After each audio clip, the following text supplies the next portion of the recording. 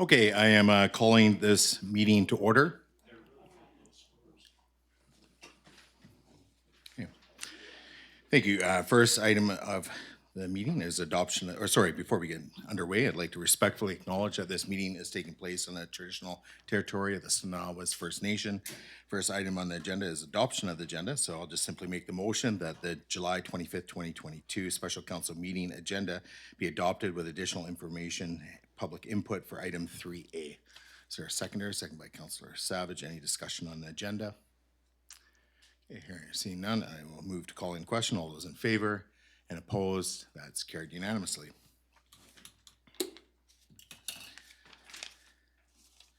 Okay, so that takes us on to item 3 of our agenda. So we have a public and statutory hearing. This is in relation to District of Lantzville Official Community Plan Bylaw number 150, 2019 Amendment, Village South Special Plan Area Bylaw number 283, 2021, and District of Lantzville Zoning Bylaw number 180, 2020 Amendment, Village South Special Plan Area Zone Bylaw number 284, 2021. Notice of public hearing was posted on July 13th, 2022. And we have in the gallery this evening all the information as related to said bylaws. At this point, I'm going to transition into the public hearing. Good evening, and on behalf of council, I'd like to welcome everyone watching the live stream, participating in the public hearing remotely via Zoom and in the council chamber. This public hearing is being conducted by electronic means pursuant to the Local Government Act, Community Charter, and the Council Procedure Bylaw for the purposes of council to receive and consider input from all persons who believe that their interest in property is affected by proposed District of Lantzville Official Community Plan Bylaw number 150, 2019, Amendment, Village South Special Plan Area Bylaw number 283, 2021, and District of Lantzville Zoning Bylaw number 180, 2020, Amendment, Village South Special Plan Area Zone Bylaw number 284, 2021. The council chamber at Municipal Hall is located at 7192 Lantzville Road and is open with limited seating for members of the public who do not have the ability to connect to the public hearing electronically, so that you can attend in person to watch and hear and ensure that you have an opportunity to be heard. We have adapted our public hearing procedures tonight to facilitate remote and in-person participation. If you wish to speak and you have not registered, we ask that you register now. For those who are watching online via our live stream, please note that you can still join this Zoom webinar to speak to bylaws 283 and 284 by going to, in the gallery, if we can refrain from talking, please. Thank you. By going to lantzville.ca, clicking on July 25th in the calendar, click the view details and follow the instructions to register following the Zoom webinar link provided, and join the meeting before the hearing for bylaws 283 and 284 is closed. Those in the council chamber who wish to speak can register by signing the first opportunity speakers list located on the table at the entrance of the council chamber. Those who have pre-registered via Zoom will be given first opportunity to speak, and then those registered in the council chamber. All speakers lists will be managed by staff in person from the council chamber. All registered speakers will have up to 3 minutes to speak. I will let speakers know when you have 30 seconds left and when your time is up. Speakers participating via Zoom will be asked to unmute by staff when your name is called and muted again once you have concluded your remarks. Do not put your phone on speaker. Do not hang up or leave the webinar if you wish to speak a second time. Members of the public will be provided an opportunity to be heard on all matters related to bylaws 283, 284. No one will be nor should feel discouraged or prevented from making their views known. Those in the gallery, please refrain from talking. Please turn off your cell phones, and clapping will not be permitted, so everyone has the opportunity to be heard. Once the first opportunity speakers list has been exhausted, I will call for second-time speakers who have new information to present and wish to speak again. Remote participants who wish to speak again will be asked to use the Zoom raise hand feature to indicate that you'd like to speak. This function can be found on your webinar controls. Speakers in the council chamber must sign the second-time opportunity speakers list. If you are participating by phone, the raise and lower hand function can be activated by pressing *9 on your keypad. During this public hearing, I ask that you restrict your comments to the proposed bylaws and be as brief and concise as possible.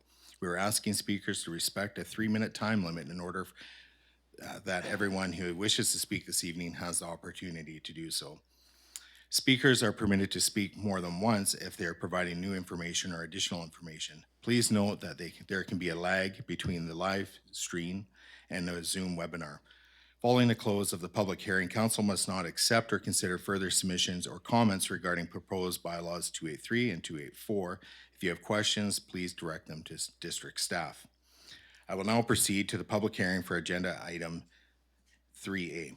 This public hearing is being convened to consider proposed District of Lantzville Official Community Plan Bylaw number 150-2019 Amendment Village South Special Plan Area Bylaw number 283-2021 and District of Lantzville Zoning Bylaw number 180-2020 Amendment Village South Special Plan Zone Bylaw number 283-2021.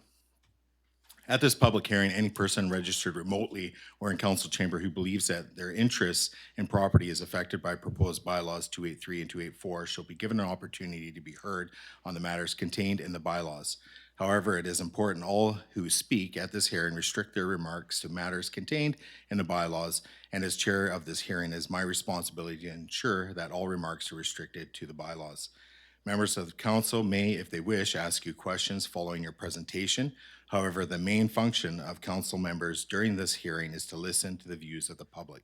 It is not the function of council during this hearing to debate the merits of the proposed bylaws with the public.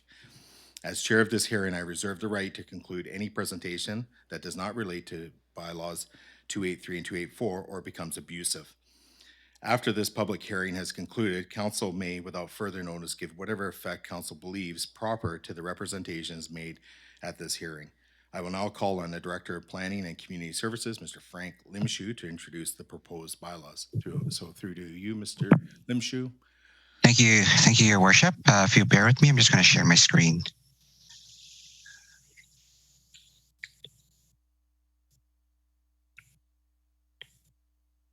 Are you able to see? Yes, we can see your screen. Okay, perfect. All right, let's start there. So I'm just going to provide a quick overview or a recap of where we're at. As indicated, bylaws number 283 and 284 proposes to amend the official community plan and the zoning for subject properties. There are 3 parcels that make up a gross site area of approximately 23.27 hectares. That's about just over 57 acres. The purpose of the bylaw is to accommodate a variety of land uses. These include commercial, mixed uses, community services, and a variety of residential uses. So the residential uses would range from single family all the way through to multifamily. When these bylaws first came to council for consideration, and actually there was a previous public hearing held, the proposal called for a maximum build out of 732 residential units. Since that public hearing, the proposal has been amended.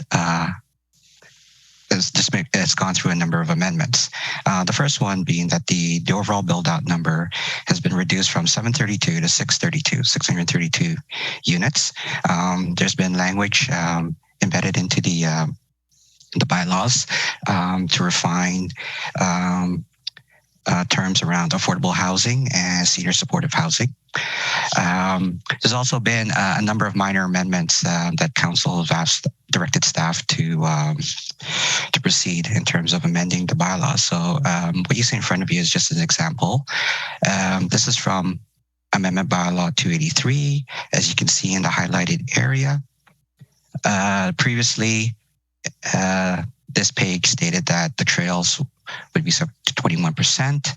The reference was to 21% of the net site. It's been changed to an actual area of 4.85 hectares. Just proceeding down, some other examples. If we look at Amendment Bylaw 284, I've highlighted just some of the changes, just to give an example. The table under subsection 4, a new column had been created to further refine the build out numbers, not only for the overall project. So at the bottom, you'll see 632 reference for the total build out of the project in terms of residential units permitted, but it also specifies the maximum build out for residential units within each sub area. So areas A, B, and C. There were some minor language amendments to section 4B. And then there was some comments made and amendments made with respect to heights of the building. So under subsection 11, you'll see in the highlighted area, in brackets C, section 15C, that was recently added. And when you go down to section 15C, it talks about all 4-story buildings must have underground parking. So with that, I will stop sharing my screen. And that's it.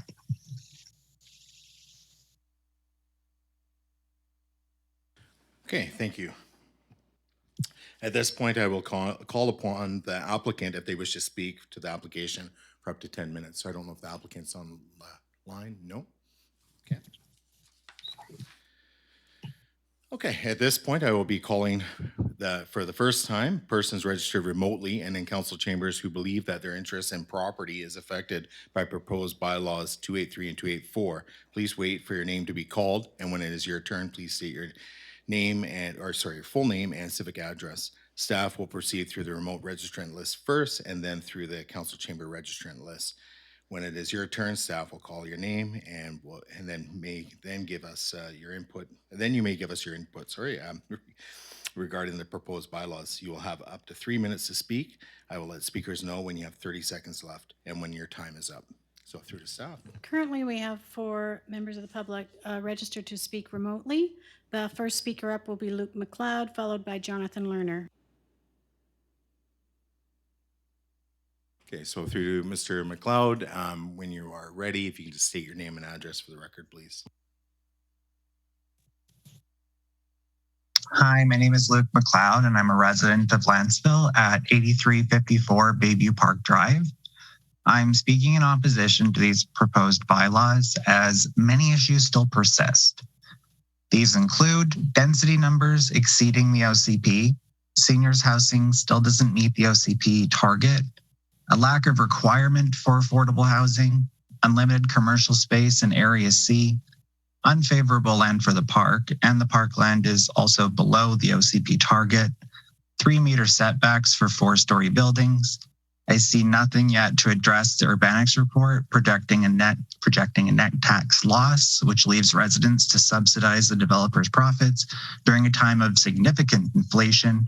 The drainage issues remain unsolved. Saying they'll follow best practices doesn't really mean anything because best practice differs between like what you're trying to follow the best practice of. So is it an environmental best practice? Is it was cutting down a 300-year-old tree for the Sabrina development a best practice? I want to know what the details are. I was very happy to see council send the original proposal back to the developer to fix these issues, but I just don't see enough change. There were a lot of great amendments proposed in recent council meetings to fix these, but they were voted down. I'm just looking for more of these issues to be addressed. Thank you. Okay, so through to staff, we'll have the next speaker. So I believe if I recall correctly, Mr. Jonathan Lerner. Yes, Jonathan Lerner.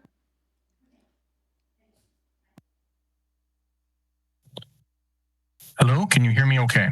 Yes, just your name and address for the record, please.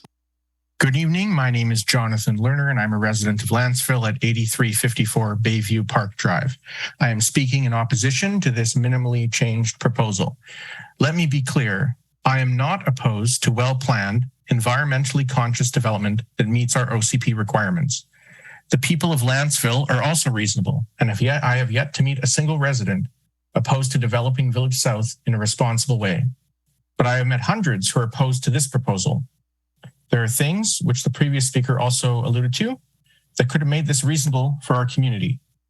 density numbers matching the OCP, seniors housing meeting the OCP target, a requirement for affordable housing, a guarantee of a grocery store space and a limit on commercial space, guaranteed wheelchair access for disabled people in a number of units, setbacks that prevent buildings from towering over our town, and drainage that does not send untreated runoff to the beach. But here's the most important thing. All of these changes I just listed to make the proposal work for our community were already proposed in amendments, and all of them were voted down by a majority on council. On May 4th, after the first public hearing, we heard from council about working together to make this proposal good for the community, but I did not see that happen. Those amendments were voted down. So now we are forced to come back here to discuss a nearly unchanged proposal that is still unfavorable to Lantzville. It could have been something that worked well for us, but all of that was voted away. I believe this council has no responsible choice but to vote against third reading. Thank you.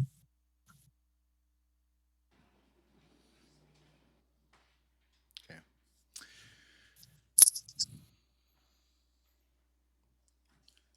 So just, I'll call my own point of privilege here. Just there has been some noise in the gallery with respect to probably some communications there, and it is a small gallery, and I do understand staff needs to do their job, but are we?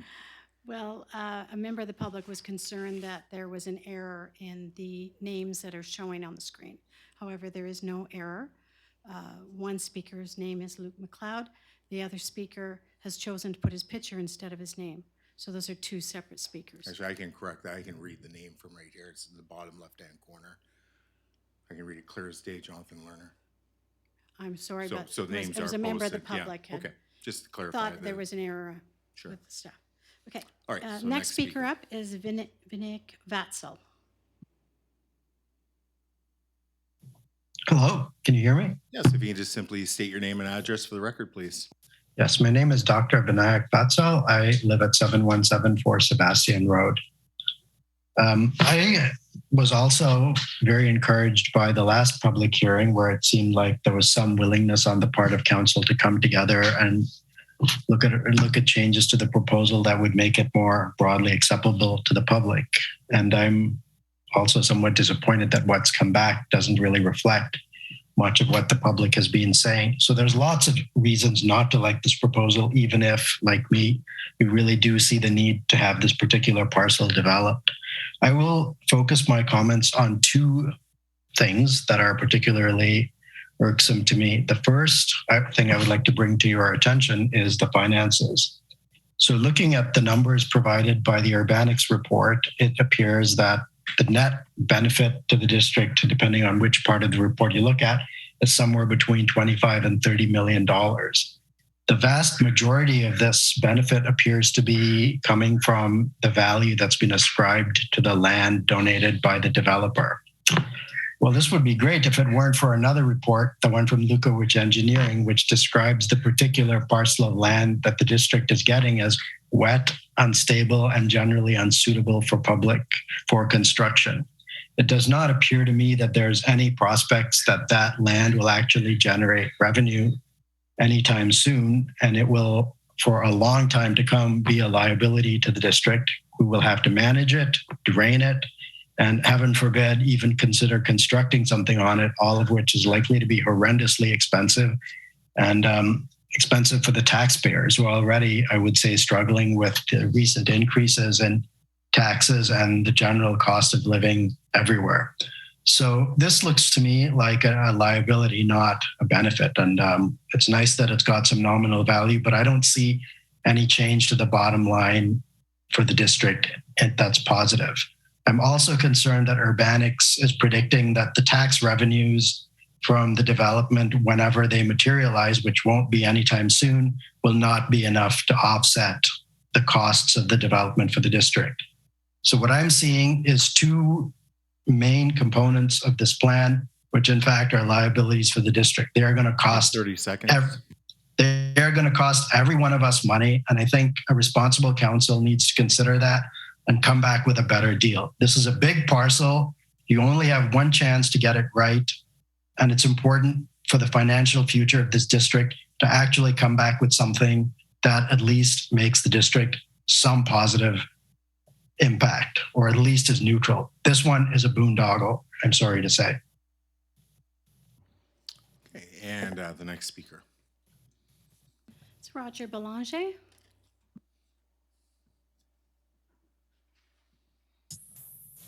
Hello, can you hear me? Sure can. Just name an address for the record, please.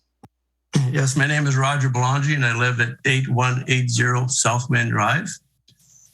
And I wish to speak to the bylaw amendment number 283, and I am opposed to the amendment. In the original application by the proponent, it had over 700 units for housing density.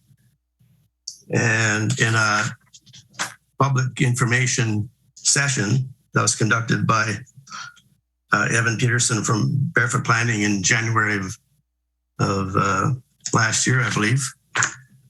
He was questioned about that density, and he noted that it had to be that high because otherwise the project was not economical viable. And so council did not approve the application, and the proponent resubmitted the new revised application to what we're discussing now, to a density of 632 units plus the seniors housing. So just within a short frame of time, even though the 700 units that were required for economic viability have dropped down 14% with limited negotiating from the district.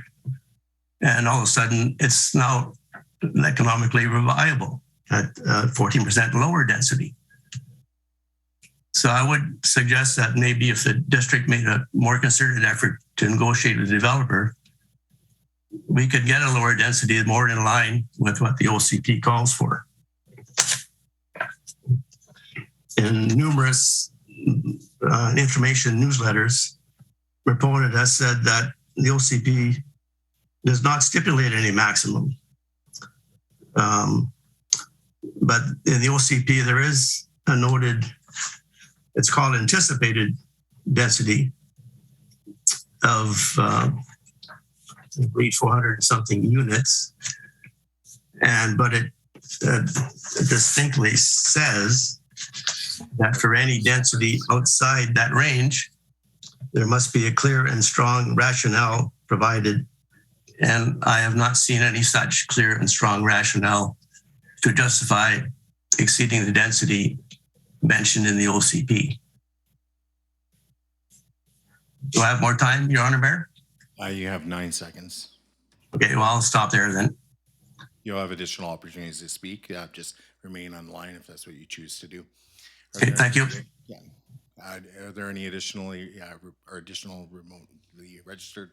No, that was the last Okay. remote registered so far. And now for in-person, we have 9 people registered to speak for the first round.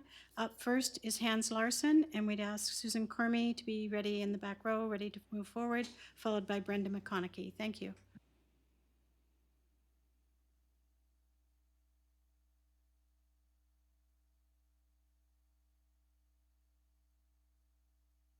You're just gonna have to press the little button and it should go red on the microphone. And then just name an address and then we'll start your time. Hans Larson, 7010 Owen Road. I'd like to begin by just telling you what my expectations were when I voted for some of you. Councillor Wilson, in some of his campaign literature. Mr. Larson, if you please refrain from directing your comments directly to members of I'm council. not directing my comments to him. I'm speaking about what he told me. You still need to make sure your remarks are in relation to bylaws 283 and 284. They are. That's why I'm asking. I'm telling you, these are what my expectations were, and that's what I'm asking them and telling them that as a voter, that's what I would like them to take into account when they make their decision tonight. Okay. So I'll need you to bring your comments right around quickly to. No, sorry, there's no point of orders from the gallery. That's if what you I'm continue to speaking about. speak out, I'll have to ask you to be removed. So it's improper what you're doing right now. You'll have your turn to speak. So through to the speaker, I need you to bring your comments around to bylaws 283 and 284. Otherwise, again, I'll have to rule that that stuff is not going to be admissible here today. Okay? I will try. I will vote to ensure that the OCP is adopted and followed at the pace of growth that Lantzville residents desire. I will support moderate and responsible growth that is in line with our community vision. You're making sure you're exercising the will of the people. It's not what I want. I might want something and think is really good for Lantzville, but it's not what the OCP dictates or what people want, then I'm going to not get behind that. Councillor Proctor, just a quick one. I believe this is possible for Mr. Lantzville. Larson, I'm going to have to cut you off there. I need you to restrict your remarks to bylaws 283 and 284. And paraphrasing what councillors have stated in election platforms or what have you, I don't feel is relevant. I'm not paraphrasing, I'm reading directly out of their Or campaign quoting. literature. Yeah, and I'm Yes, not I'm going to quoting. debate Okay. either with you, but I do need you to restrict your comments to bylaws 283 and 284. You can speak in general terms, that I think that would be fair game, but in terms of directing your comments to any specific member of council or even staff, it would be inappropriate. Mayor and Council, I'm speaking on behalf of my spouse and myself in strong opposition to District Lantzville OCP Amendment Bylaw Number 283, 2021, and Zoning Bylaw Amendment Bylaw Number 284, 2021. We continue to have serious concerns with this minimally revised development application.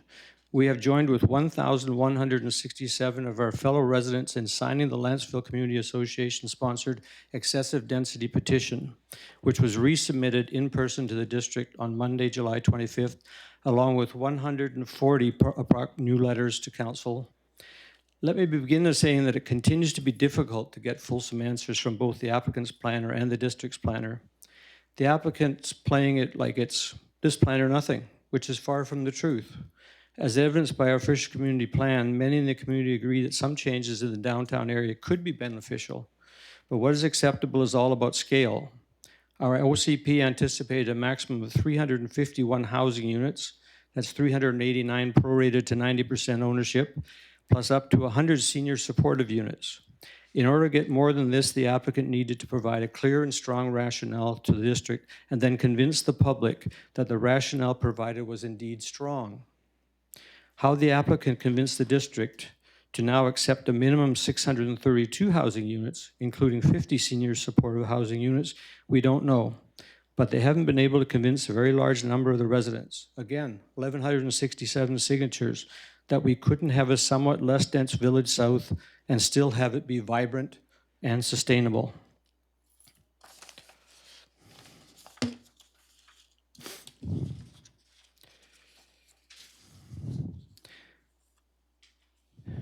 Density and senior supportive housing commitments were certainly the most significant concerns, and they have only been partially addressed as a result of staff's interactions with the developer.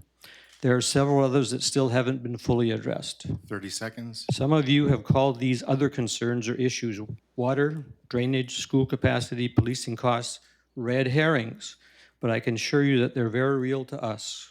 I know these issues will be looked at by qualified professionals at some time in the future, but there could be some real challenges in properly resolving some of them.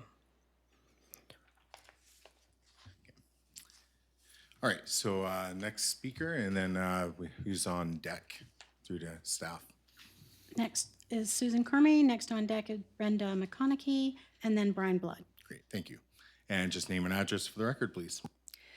Susan Cormier, 7130 Sebastian Road. Mayor and Council. So you do know that Lantzville has become a developer's haven. A developer can just come in here with any proposal and basically anything goes. It just gets rubber stamped by some of the members of council. Let's look at it. The Village South. The developer does not have to conduct a proper and reasonable public consultation process. The same developer does not have to meet the OCP provisions. This developer does not have to provide any details of the proposed development. This developer does not have to enter into negotiations with the district. What they propose is all there is. This developer does not have to provide parkland in a usable land location. This developer does not have to wait for a public hearing to be held at an appropriate time of the year. So it's a pretty good deal if you're the developer for Village South, but it's not so good if you are a member of the community. But let's be honest, it's been the action of some of these councillors that have created this developer's paradise. Council's role is to represent the best interests of the community and to listen to and adhere to the community's wishes. It is blatantly obvious that some of the members of council have chosen to ignore the community and its unified voice to deny this application as submitted. The community is fine with the development that meets the current OCP maximum residential density and the other provisions of the OCP. But the developers figured out that they can propose just about anything in Lantzville, and some of these members of council will go along with it. It is the fault of these councillors that the developer is having the last laugh, but unfortunately that laugh is at the expense of our community. It is time to put this application to rest and deny it. It is way past going back to the developer again to negotiate. We all know how well that has worked out so far, as we have witnessed some members of council continually voting down basically the majority of proposed changes put forth by other members of council. The developer can start over again, and next time council can require a thorough and open public consultation process with the community, resulting in a properly written official community plan village neighborhood amendment that is based on the residential density and other criteria set out in the community plan. It is time to place the community first and 30 deny seconds. this application. Thank you. Okay, I'll call upon the next in-person registered person to come up. And again, just name and address for the record, please. My name is Brenda McConaughey. I live at 7347 Lynn Drive in Lantzville. I just want to talk about the conversation that's resulted as from when this proposal was turned down initially, and then there was conversation, and I think there's a long way to go before we get even near the OCP numbers, and I am imploring and asking councillors and mayor to keep that conversation going and work with the community. You've clearly heard from over 1,000 people in the petition. The silent majority I hear about are not here phoning in. They're not here in the chambers. I think there's a pretty good representation here of people that are concerned. And my big concern is the discussion about the multi-level density, higher density being good for affordable housing. I would like to see where it is written that that is going to be affordable housing. We see multi-level, high density in Victoria, Vancouver, downtown Nanaimo, and that is not necessarily affordable housing just because it's multi-level. So I would like to see in this proposal where I'm all for making affordable housing for people, but I want to see that that is going to be something under $1 million that our children can come back and buy, as has been discussed before, or people, young families wanting to move to the community. And the last thing I want to say is I'm urging you to have a fair meeting where it is not in the summer, in the 6 o'clock when people are coming home from work and feeding their children, their families, and that it's in a place where people are encouraged to come in person and have a discussion and a conversation. Thank you. Okay, I'll call upon the next speaker. Who's the next speaker through to staff? Sorry, the next speaker is Brian Blood. And after Brian Blood, it's Lance Gesselbrecht, followed by Jack Whitaker. And name and address for the record, please. Brian Blood, 7075 Colette Road. The property owner's agent, Darwin Malum, clear-cut the land and then had an environmental site study done that found no appreciable environmental values worth protecting. Log it, degrade it, and then commission an environmental study. It was a very bad start for the developer's agent, Darwin Malum, and for residents. The amenities continue to be an insult to residents. The proposed bike route is chintzy and dangerous for cyclists and pedestrians. The land proposed for the district for a park and public building is land the engineers labeled not recommended for building. For a grocery store, a piece of land also shown as mostly unsuitable for building.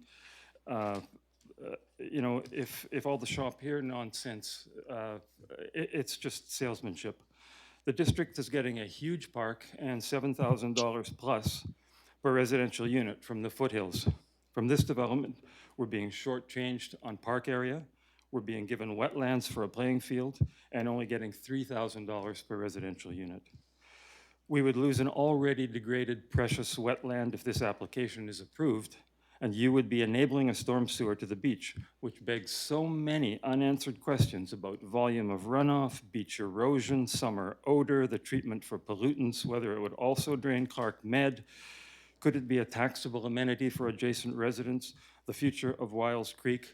We need to know more about this issue now and not simply be told by our planner, don't worry, be happy, it will all be sorted out in a future phase after it has been approved. Okay, and next speaker, through to staff. Joan Jones?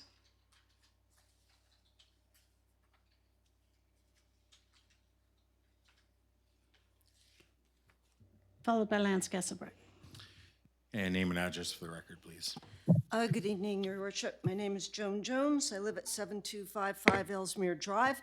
I'd like to speak to density and to the petition signed by 1,200 residents opposed to the revised development.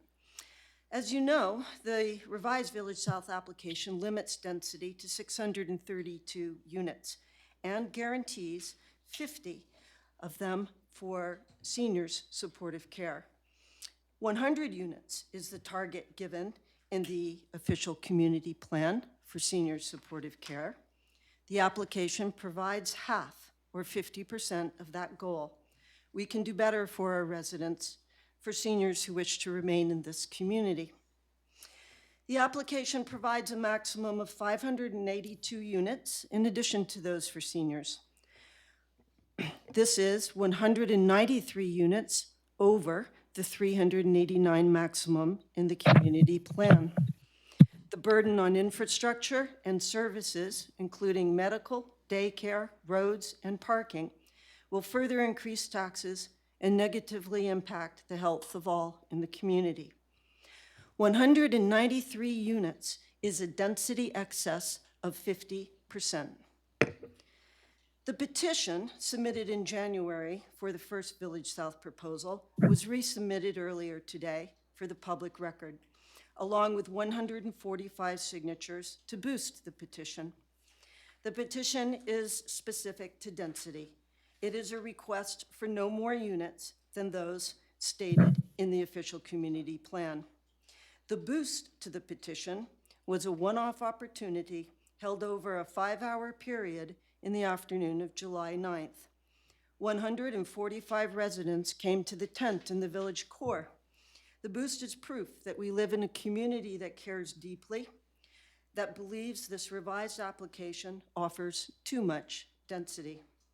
The petition has now been signed by 1,200 residents. Compare this 1,200 to the 1,432 voters in the 2018 municipal elections. 1,200 signatures represent 84% of that voting population. This is the majority, a staggering, overwhelming, and 30 seconds. unprecedented majority. The density of this application is 50% over the OCP maximum. Seniors' supportive care is only 50% of the OCP goal. The collective voice of residents is strong. It is one that this council should not dismiss. Thank you. And next speaker.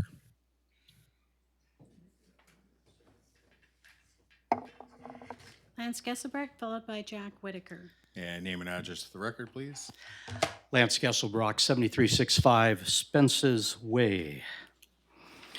I want to speak first about the petition that's being used as a basis for widespread opposition to the development.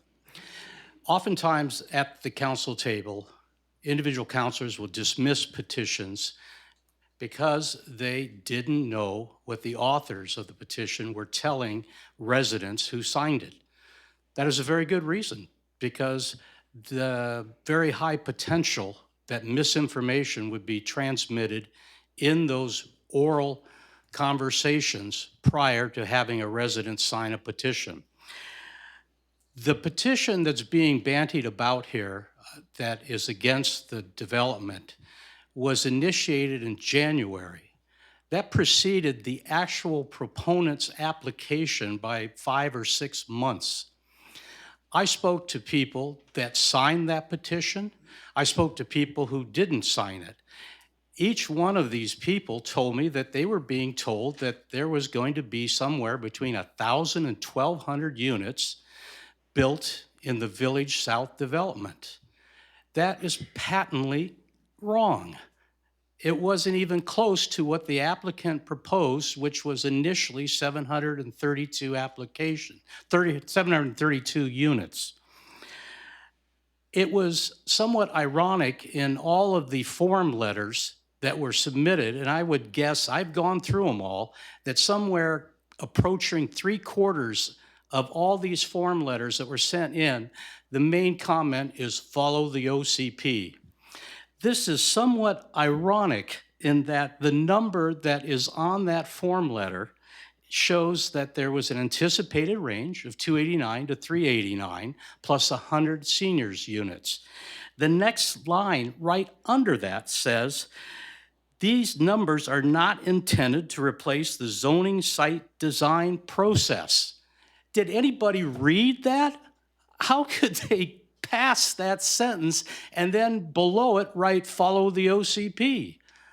There has to be some reason that they wrote that. And I wonder what they were being told. I want to walk you through the numbers. You heard here speakers before me give you percentages of over units. Let me walk you right through the numbers. 30 It's seconds. simple. 632 are now proposed, minus 489, which is a 389 level plus 100 seniors units. That's 143. Divide that by 489. The actual overage is 29%. You get amenities with that 29% of $1.5 million and property worth millions of dollars in the downtown core.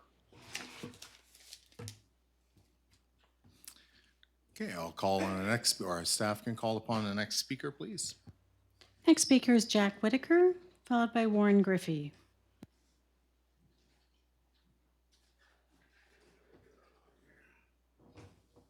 And I would just remind speakers, there's a sheet over there to sign up for your second round if you wish. Yeah, my name is Jack Whitaker. I've lived in the Lantzville area for 27 years. Just need your civic address, please. 6796 Normarell Drive. Thank you. First of all, I've lived in the province of British Columbia for 81 of my 86 years.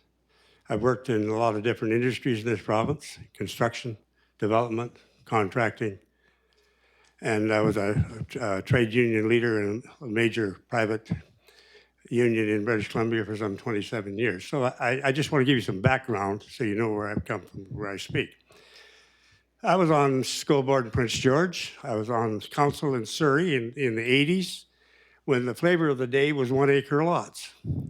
We don't need the density. So for your information, Surrey is the largest in area of the municipalities in Canada. They thought, we'll never run out of land. I was opposed to the 1 acre lots. I said, they're going to grow blackberries and weeds. And in a compromise, I said, if we're going to have 1 acre lots, if I can't get you to just that, let's be site specific on our homes. Put that house in the corner of that lot. So when we come along to infill for density, you're not moving $1 million houses. And that's exactly what they're doing in Surrey today, is moving multi-million-dollar houses so they can put the infill. So if people are looking at all the land we got in Lantzville, it'll get ate up a lot quicker than we think. And, you know, if you don't have density for your core, for your tax base, and the other thing where people are talking about affordable housing, density gives you more affordable housing than large lots because of the servicing costs and so on. And, you know, looking at the developments in Nanaimo and different areas where I've worked, probably 25% of the costs that we talk about affordable housing today is waste and bureaucracy. It's, you know, NIMBY, not in my backyard. And, you know, I'm not taking sides here, but common sense comes along that you need density. Like the 49th parallel grocery store, I'll admit I've never been in one, but I'm told they're a very nice store. They're very economical. We need that kind of business here You have 30 seconds. in Lantzville. And I'll come back to the mic later on the second, but I'm just saying to councillors, this is not political theater. Do what's best for the community, not what you think will get me reelected. Thank you. All right, I'll call upon the next speaker. Go through to staff. Yes, that's Warren Griffey, followed by Rochelle Mundell.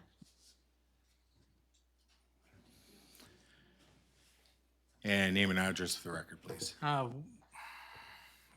Warren Griffey, 6995 Lancewood Avenue. I'd like to speak to the Village South Lantzville zoning bylaw, 283, 284. I strongly object to these two bylaws. The reasons have already been talked about, and so I just want council to think about the costs that will have been or will happen that if we simply cannot afford to do. We cannot afford to do this at all. Voting through this zoning will be the result of councillors that simply I do not have faith in and to do the right thing. So what do?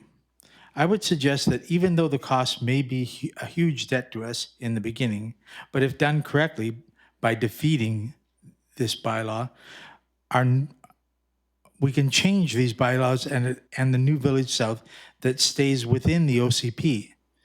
Maybe that may create a wonderful project and benefits to the district. My worst fears are that we end up with 75% apartments, which is what is going to happen if this goes through. 75% is a reality based on some of our councillors' thinking. End this poorly thought out plan and think about sticking to the original OCP, and that it also includes 100 seniors housing, not 50. I would also like to speak to population growth in the core, but I'll leave that for my second go around.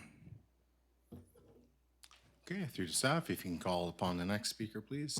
That would be Rochelle Mundell, and that's the last registered speaker for the first round. You can call for more.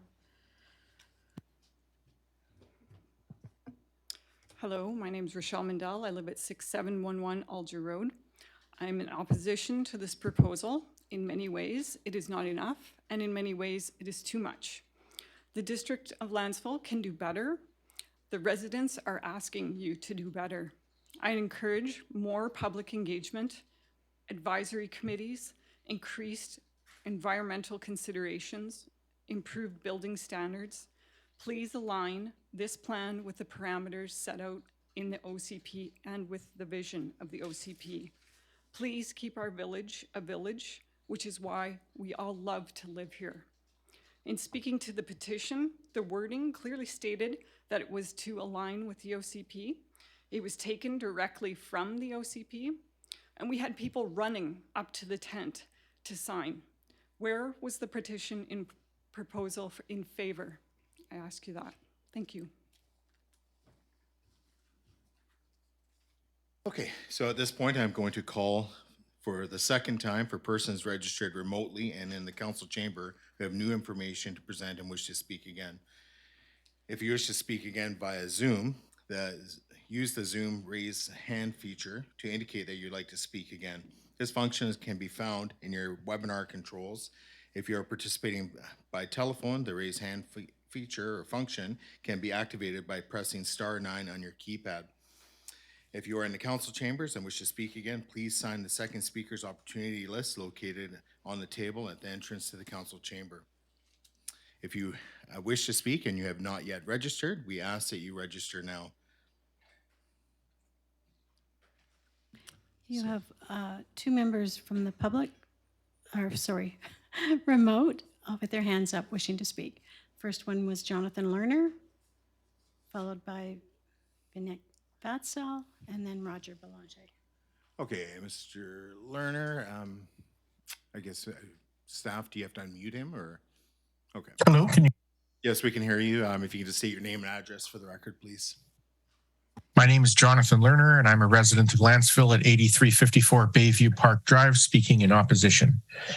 No one I have met is against density. The OCP calls for extensive density, but this proposal is excessive density. I was one of the nearly 1,200 Lantzvillagers who signed that petition to honor the OCP numbers.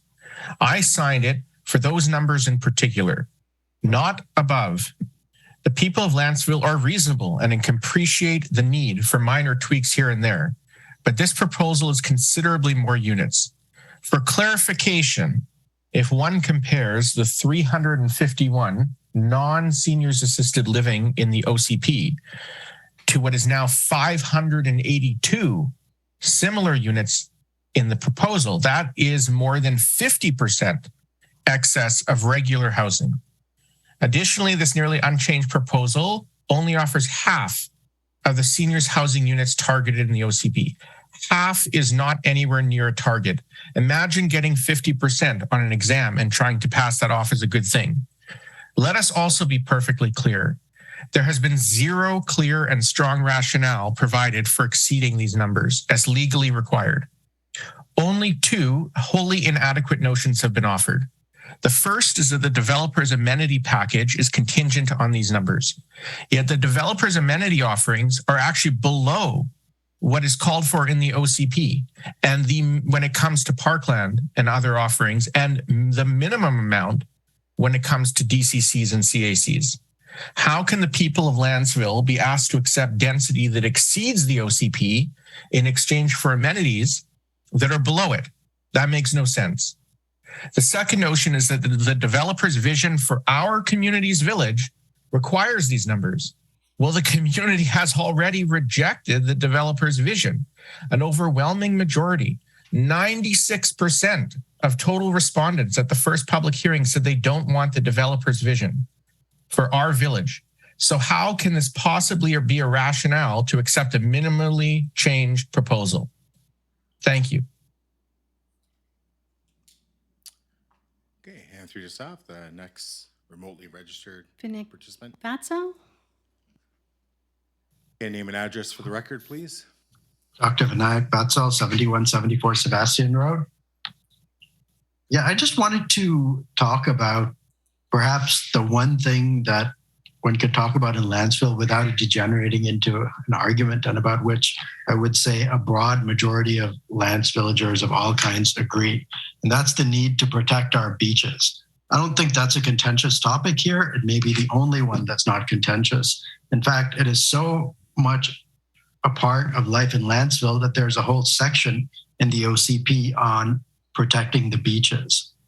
It's the beaches and the foreshore are a development permit area, and Section 11 of the OCP spends a certain amount of ink describing what can be done and not done in terms of altering the beaches. And in view of this, I'm just kind of stunned that the district would propose to dump all the surface water coming off this district into a culvert onto the beach. Apart from the fact that that kind of planning went out of style in about 1950 and has no place in the 21st century when we supposedly have commitments to green principles and sustainability, it seems fairly clear to me that it's not actually compliant with Lantzville's own bylaws. There's bylaw 175, which mandates net zero runoff from any development, and dumping a bunch of water on the beach is not net zero. It's net positive by its very nature. There's also section 11 of the OCP, from which, if I may, I will read one sentence. It says that access to the beach has to be maintained. It has to remain walkable. And I don't see how the beach would be walkable with a culvert the size that's being proposed spewing water out is just gonna block it. We already have Huddlestone. The water coming out of there is 15 feet wide and 2 feet deep. Ware Road is significantly bigger. Nobody knows how much water is going to be coming out of it, what's going to be in the water. And I don't see how you can be compliant with the relevant bit of the OCP. So just for the record, let me tell you where that is. It's in page, where did it go? You have 30 seconds. Yep, it's page 51. There's a whole section of this about drainage, and I just do not want to see the beach wrecked by another outfall. We've got 2 of them already. The beach is cut into these little pieces that you can't get past, and it's just a terrible shame. I don't think anybody in Lantzville wants this. Drainage is the big problem for this development. The developer knows it, staff knows it, the residents know it, and I don't see why it should be the district that become the problem. Thank you. Call for the next remotely registered. That would be Roger Belanger.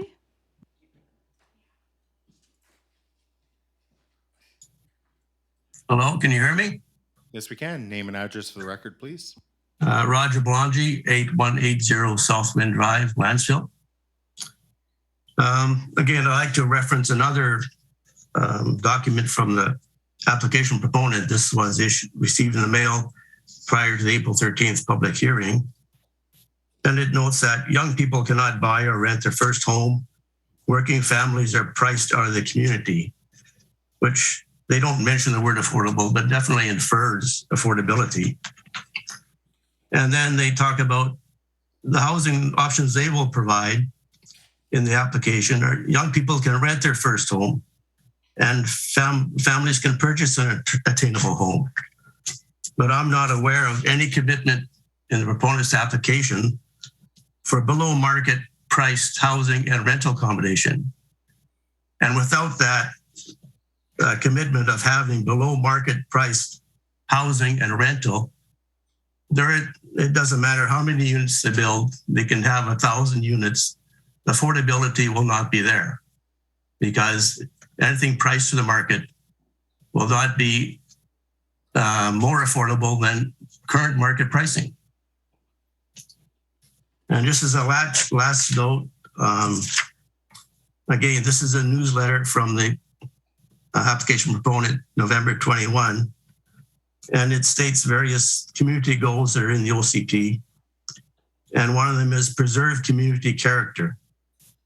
And I would argue that the current density proposed by the proponent is not in character with the village, what's described in the OCP as the unique character of Lantzville Village. And that's all, Your Honor, Mayor. Okay. Through to staff, if you can call upon the in-person registered Yes, participants. we have no further remote with their hands up. Oh, Mr. Belanger still needs to put his down. But for the second opportunity, people signed up. First speaker is Hans Larson, followed by John Little.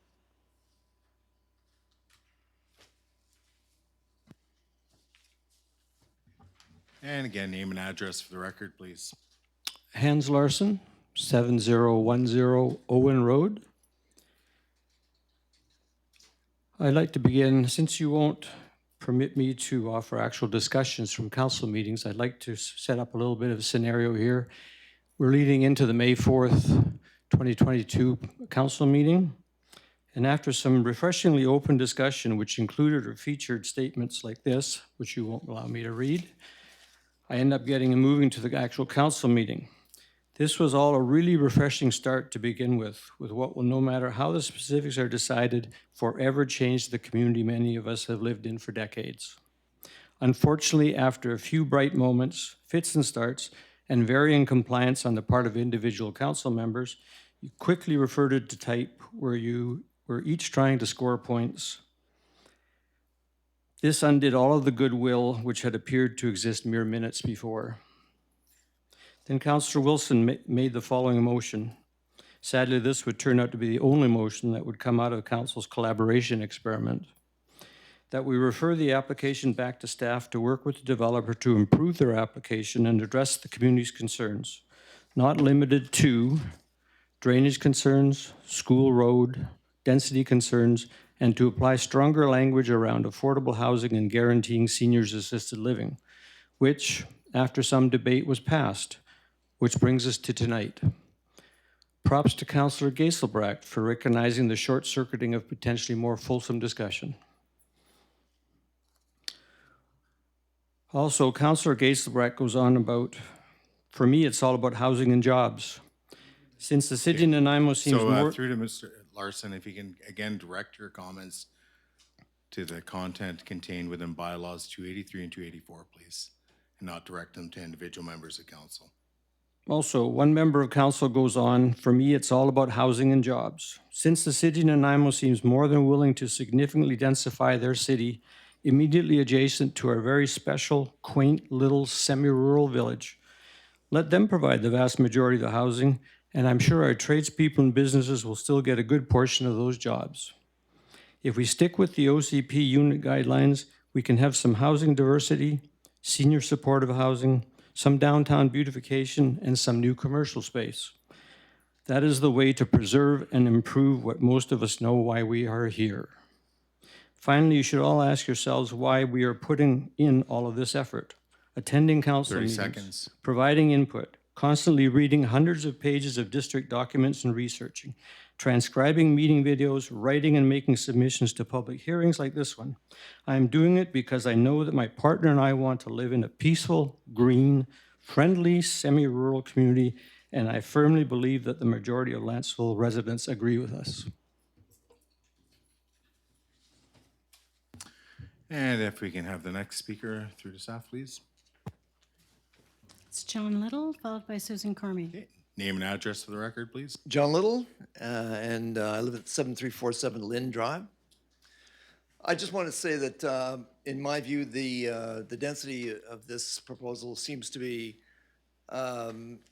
way over the top from what the OCP and the exercises we went through to kind of develop what the idea of the downtown would be for the majority of people.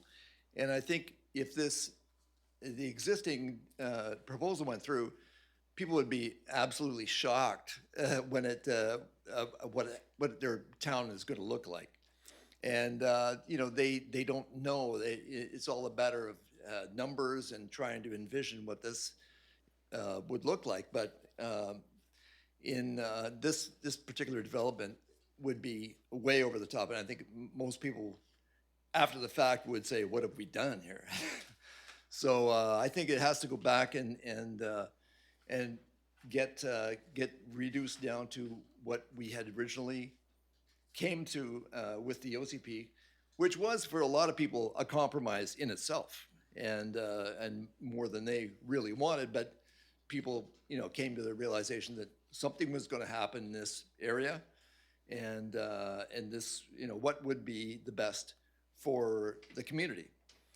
That a lot of that information came up, and this is way over the top. I mean, I think we have to demand them to come in to rein the developer into what the community desires. Thank you. And through to staff, next speaker, please. Next speaker is Susan Cormy, followed by Joan Jones. And name and address for the record. Susan Cormy, 7130 Sebastian Road.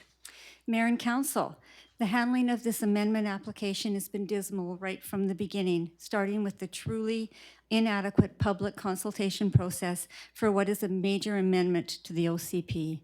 Residents and property owners were then put in the position of having to defend the OCP. What's wrong with this picture? Isn't that the job of staff? Isn't that the mandate of council to defend the OCP that the public have endorsed? Basically, none of the issues that were raised by residents have ever been adequately addressed. Yes, with the revised plan, the residential density was slightly lowered, but it is still very much above the OCP maximum number of units. And yes, some seniors housing was included, but no details have ever been provided. Most of the proposed amendments were denied by some members of council who have chosen continually to push this amendment application through. These counselors, like the rest of us, don't even know all the details about the amendment application. So how can you possibly continue to support it? The process has failed the public, and that is why you're in the situation now where still so many members of the public are opposed to it. And it goes back to not establishing a real public consultation process from the start. You could have had a great process with the public and all the agencies as well, and come up with a village plan that was desirable for all parties. That is, if this had been planned better from the start. The planning process has continued to deteriorate by, for example, introducing changes to the plan tonight at a public hearing, and having the public hearing being held in midsummer. You know, right now this is the hottest day of the year at this point, and we're sitting in here. Really? Who does this? Well, apparently Lantzville does, and it is supported by some members of this council. Enough is enough. This application needs to be denied. Residents are way beyond trusting what will happen next if this application is sent back for further review. Without a solid planning process in place and the trust of the community, there is no point in continuing down that path. It is truly time to deny these applications. Thank you. Okay, and through to staff, the next speaker, please. Joan Jones, followed by Brian Blood. Name and address for the record, please. Thank you, Your Worship and Council. My name is Joan Jones. I live at 7255 Ellesmere Drive. The letters. Over 250 letters were submitted in January opposing the former Village South application. 2 weeks ago, residents were invited to submit a new letter. In 5 hours, 85 letters were completed. They were submitted to the public record earlier today. The public record also shows more than 45 letters entered from residents. The total is over 130 letters against the revised proposal. I counted 12 letters in support. For every one resident in support of the development, there are 11 opposed. The letters identify concerns with parkland, stormwater management, affordable housing, commercial space, bikeways, building standards, setbacks, the number of 3- and 4-story buildings, parking, roads, and the impact on the environment, to name a few. For 6 months, our mayor and Councillor Savage have proposed amendments to Village South with the goal of taking the plan closer to one residents can support. They have worked hard for development that makes Lantzville unique and our community proud. Their Village South amendments have been defeated again and again by the other 3 councillors. Many were punted to the future, to the phased development agreement. Mayor Swain recently made this point very clear. Details that are not in the proposed amendments to bylaws 283 and 284 might not be properly addressed at later stages. The conduct of 3 councillors has been embarrassing to witness. Through to Ms. Jones, we're not going to speak about individual members' conduct of this council. So if you can refrain from making those remarks, that'd be much appreciated. May I speak generally? No, I will not name names. Again, with the purpose of this evening's public hearing is to speak to the content of bylaws 283 and 284. I understand. So can you limit your remarks to that, please? I can try. Okay, the difficulty we're facing is that bylaws 283 and 284 in the proposed amendments have not received adequate discussion. And that makes it difficult for residents to fully understand what is going on and why.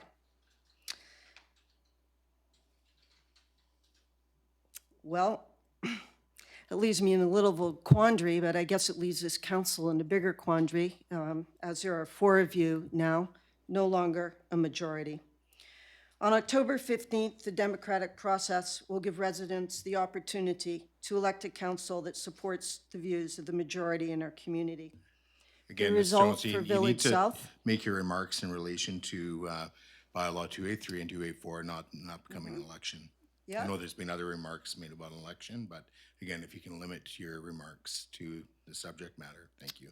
The hope is that bylaws 283 and 284 and the proposed amendments will truly reflect the will of this community. This is possible. The success of the Foothills is proof. Thank you. Next speaker through to staff. Brian Blood, followed by Brenda McConaughey. Mr. Mayor, member of council. Name and address for the record, please. Brian Blood, 7075 Colette Road. We are now living in a climate crisis. Today's a pretty normal July day, by the way, although it's followed by some record-setting cold in the first 4 or 5 months of the year. 2021, with its double whammy of heat dome and atmospheric river, eliminated any doubt that there is a climate crisis. No development application should be considered until we, as a responsible municipality, have upped our game in terms of neighborhood design and building code standards. To allow inflammable structural cladding and roofing in this interface zone is not just irresponsible, it borders on the criminal, especially in some of the other more wooded developments. But as we know from all of the recent major metropolitan fires, from Fort McMurray to Clearwater to Okanagan Mountain to California fires, we know that once the fire has run out of trees under these new climate conditions, the houses and buildings themselves become the fuel. Santa Rosa, California, the fire burnt 6 blocks into the town without burning a tree. Overall design standards need to account for likely fire wind direction, wind tunnel effects, wetland, and fire break retention. Why would you create the confusion and liability for future developers and contractors on these lands by applying responsible design and building standards after approving the application? Please give priority to creating safer standards before enabling development. We have a chance to be leaders in planning for this troubled future. I congratulate the students, the elementary children in Seaview School for the international attention they achieved through their own environmental efforts. I think the community would have more confidence if they were sitting at your table. Okay. Next speaker, please. Sorry, Brenda McConaughey, and I just remind the room that there's a sign-up sheet over there if anybody else wants to speak for a second time. My name is Brenda McConaughey. I live 7347 Lynn Drive. I would also like to speak about the impact of this proposal on beach accesses from stormwater management. The most recent drainage work at the end of Peterson Road has a huge pipe emptying into the ocean and beach below from the Sabrina Place development. I'd like to remind council that Ware Road will be much larger than that, and I hope you've all gone and had a look at what the size of that drain is and what's happening down below on that beach, which used to be a walkable area, and once water starts draining through there, that isn't going to happen. And I'm concerned about not just the water, but unknown substances that will also empty onto the beaches and the access area. And we need to, as a former speaker said, we need to protect our beachfront. I walk that beachfront. I swim at that beach year round every day. And I see people coming from all over to enjoy that beach, as well as Lantzville residents. And I think we need a commitment to make that, keep that accessible and pristine. Thank you.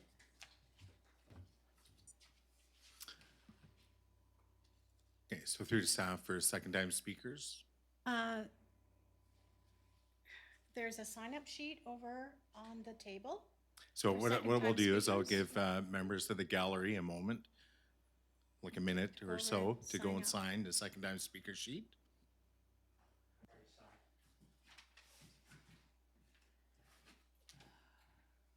I already signed. So through to staff, do you need to collect the sheet in a minute? Okay.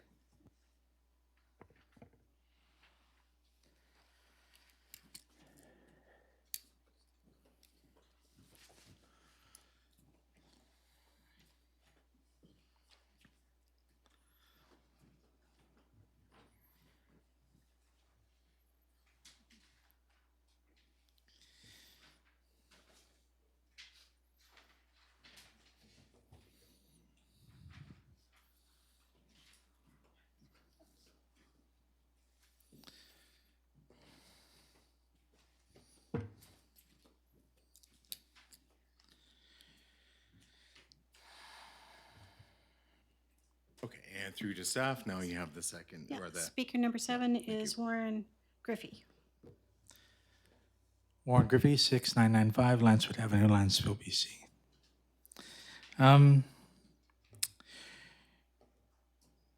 First, I'd like to comment about how this is being pushed through.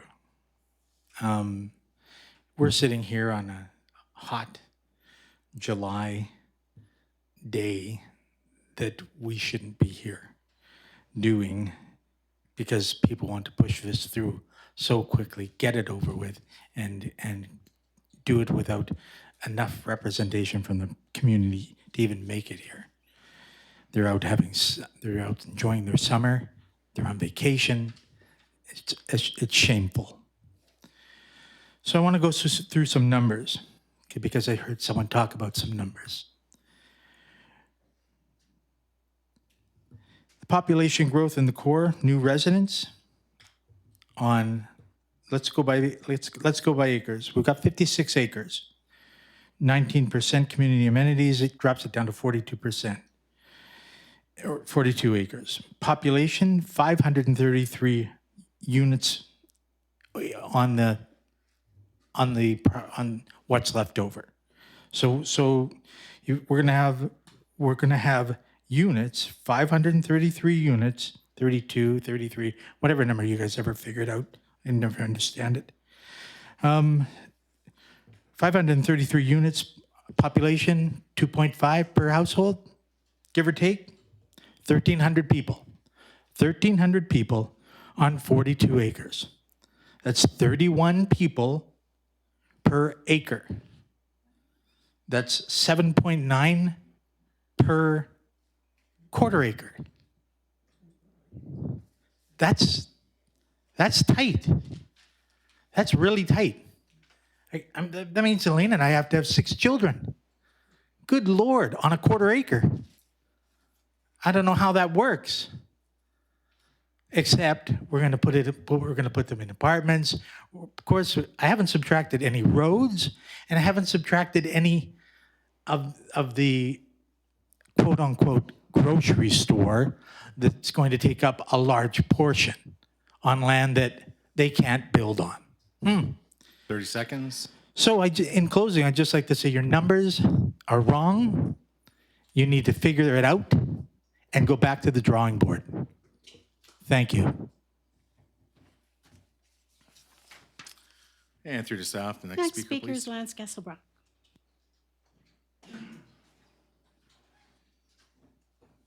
And again, name and address for the record.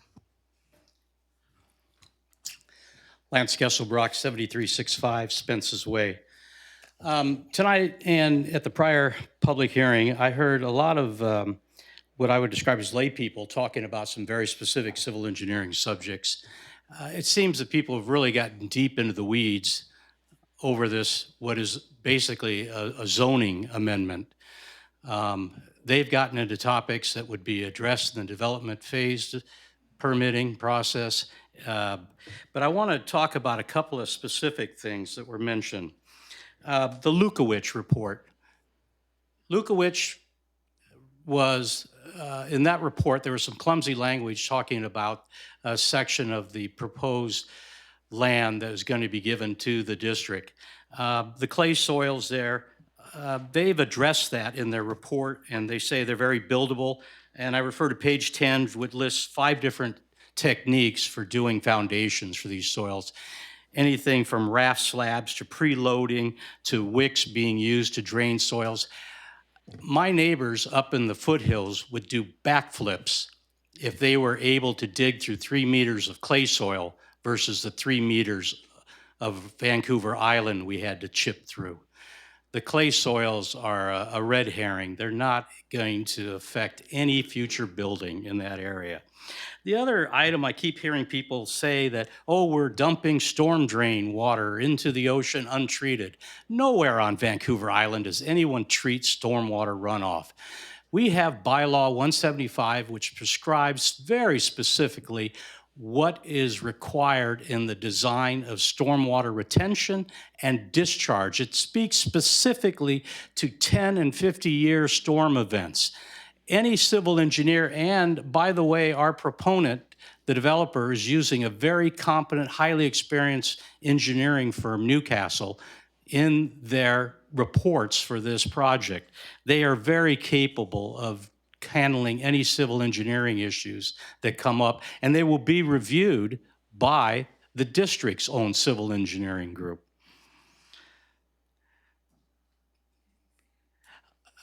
There's been talk about cutting-edge environmental building techniques.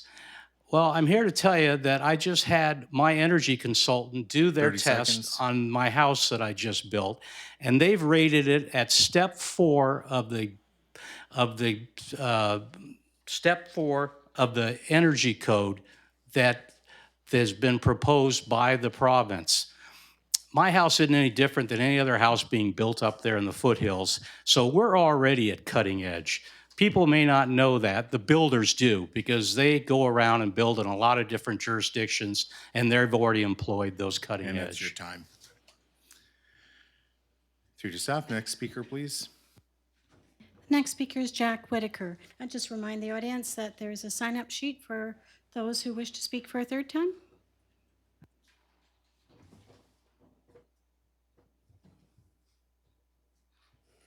And again, name and address. For Yeah, Jack Whitaker, 6796 Normarell Drive, 27 years in the district.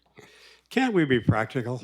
You know, I mean, we talk about safety and whatnot, and that's important, the fire safety and force and so on. But, you know, as somebody with some experience in development, we could build you a house that'll stand at a 6.8 earthquake, won't burn down, but, you know, you won't be able to afford it, so what the hell's the use of building it? You know, and that's practically where we're going. The other thing is, you won't have a lineup of developers like these people, and I don't even know who they are, so don't think I'm biased towards their side. If they get turned down, because they've spent hundreds of thousands of dollars, without a doubt, on this planning, they won't be back. They'll just go to another district where they can build and get permits in a reasonable amount of time. And, you know, we just kill the goose that lays the golden eggs by throwing roadblocks on everything that we try to do. So all I say to the council, your OCP is a guideline. It's not ground in stone. It's a guideline. If a good development comes along that don't quite suit the OCP, that's a decision council makes, and go with it. So don't, you know, it gets me where people are always looking, how do I get reelected? To hell with getting reelected. Do what's good for the community. Thank you. And through to staff, are there any second-time speakers registered? Okay. All right, thank you. Okay, so at this point, I'm going to call for a 5-minute recess. And if staff can turn off that microphone, please. Sorry, That's what I've called, yeah, 5-minute recess.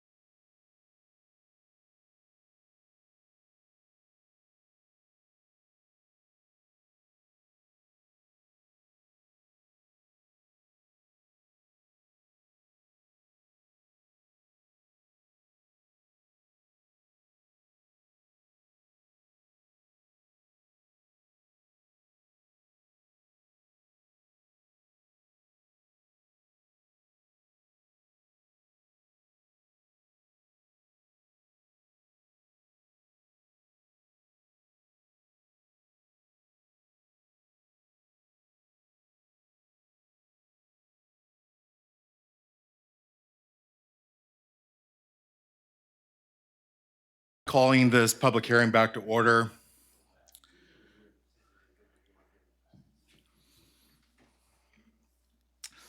Before declaring this hearing for proposed bylaws 283 and 284 closed, I would like to reiterate that following the close of this hearing, council must not accept or consider further submissions or comments regarding proposed bylaws 283 and 284.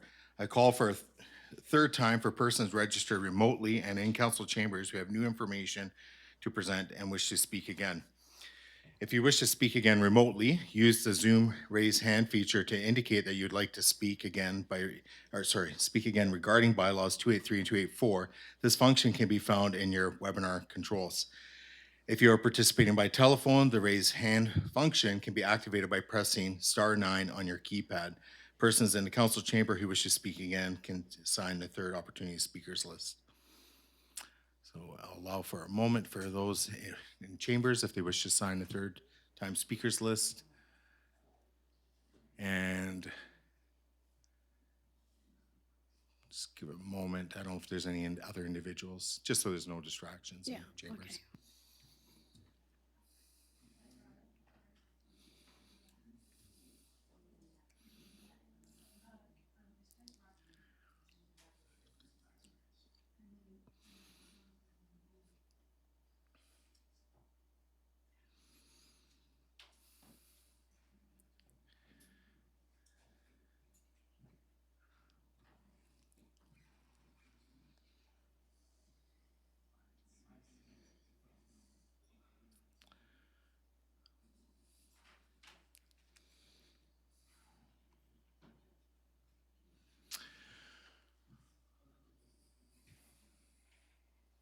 Just one sec.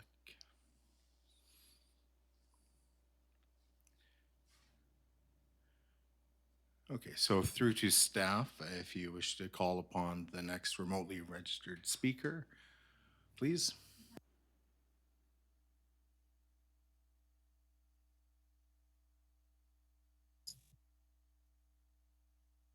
Hello, can you hear me? Yes, we can. If you can just state your name and address for the record, please. Roger Belangi, 8180 Southwind Drive. And I just wanted to make a small clarification, Your Honor. I forgot to mention this the last time I closed, is that I signed the petition that admonished or encouraged council to follow the OCP. And I was not told, nor did I hear anyone of the public standing around me waiting to sign the petition, that the proponent was going to have a development of 1,000 or more units. I did not hear anyone say that, Your Honor. And that's all I had to say. Okay, and through to staff, if we can get the next remote. Next speaker would be Jonathan Lerner. Again, name and address for the record, please. Jonathan Lerner, 8354 Bayview Park Drive. I just want to clarify something here because there seems to be some confusion that this development is proposing something that would be affordable to young families. So I just want us to envision a young family arriving at the new Village South development. They would find themselves on Lantzville Road facing a 4-story building, set back just 3 meters from the curb. And as it towers over them, it is primarily office space because there is no limit on commercial space in Area C. And as it is currently designed, at the top could be 1 or 2 multi-million-dollar penthouses and no affordable housing and no guaranteed grocery store. So just to be clear, this council had multiple amendments proposed and votes that would have fixed the setbacks, guaranteed a grocery store space, and also provided affordable housing and wheelchair access for these young families. And all of those were voted down.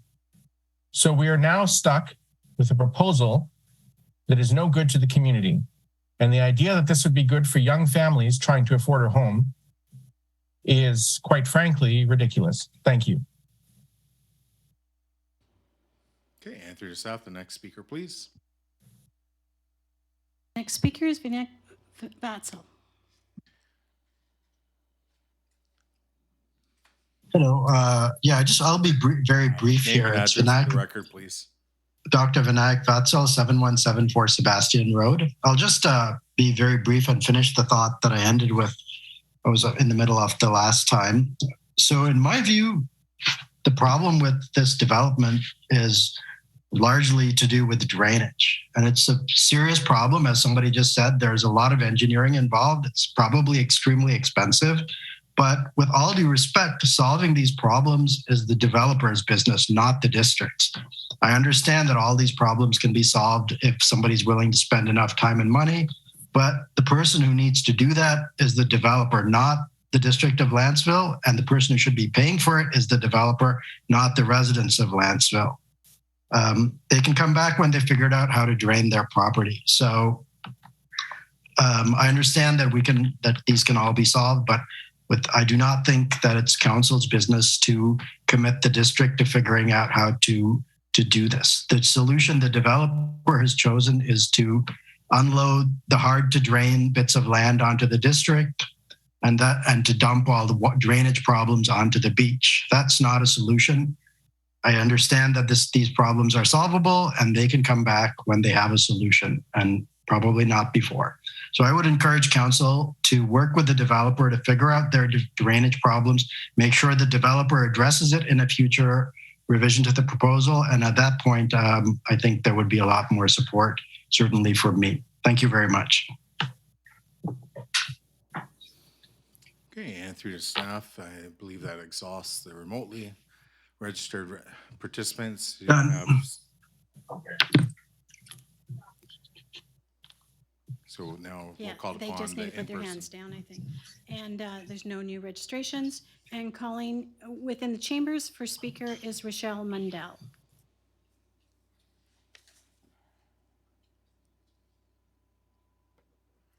Hi, my name is Rochelle Mundell, 6711 Alger Road. I'd just like to speak to the misconception that these developments will solve a problem that does not exist. I hear people say young families are not able to afford to buy in Lantzville. This is completely unfounded and hearsay. I have many friends, colleagues at work that have now purchased homes in Lantzville with very young families.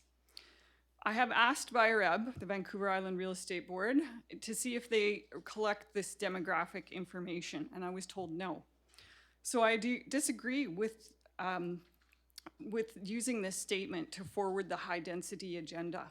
If I were to use my own neighborhood as a sample group, out of the 10 last sales, 90% were young families.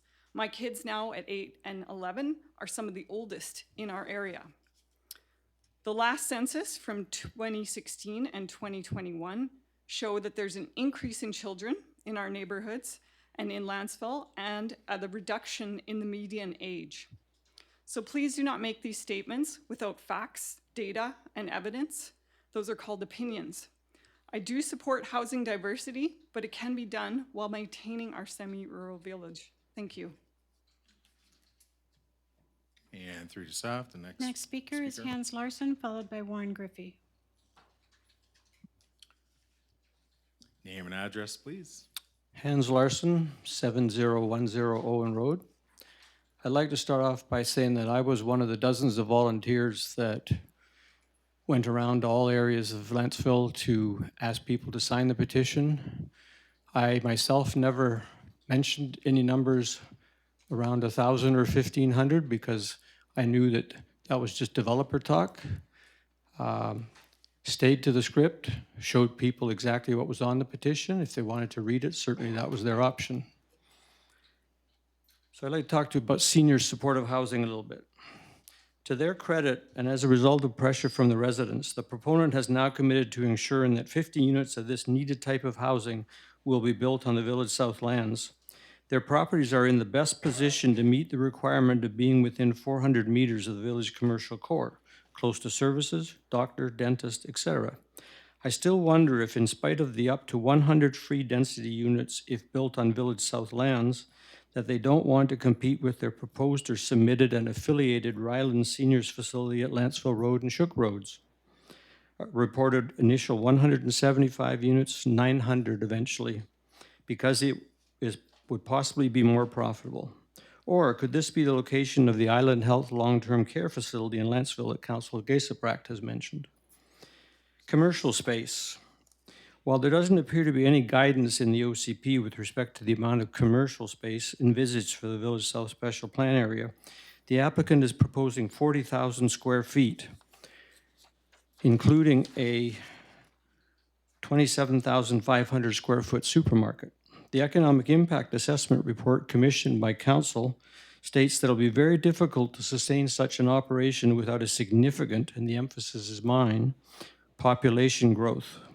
People would have to come in droves from Nanaimo.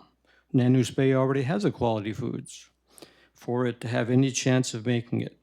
Any commercial development in Village South will have to be extremely targeted in order to have any chance of being successful. Then again, council just voted not to require the supermarket. Lantzville's Economic Development Committee, with the help of a consultant, came up with the pride mark of love life here. Since we love it now, is it really reasonable to expect that we will still love it if 30 such seconds. a transformational change is implemented? Thank you. Next speaker is Warren Griffey, followed by Jack Whitaker.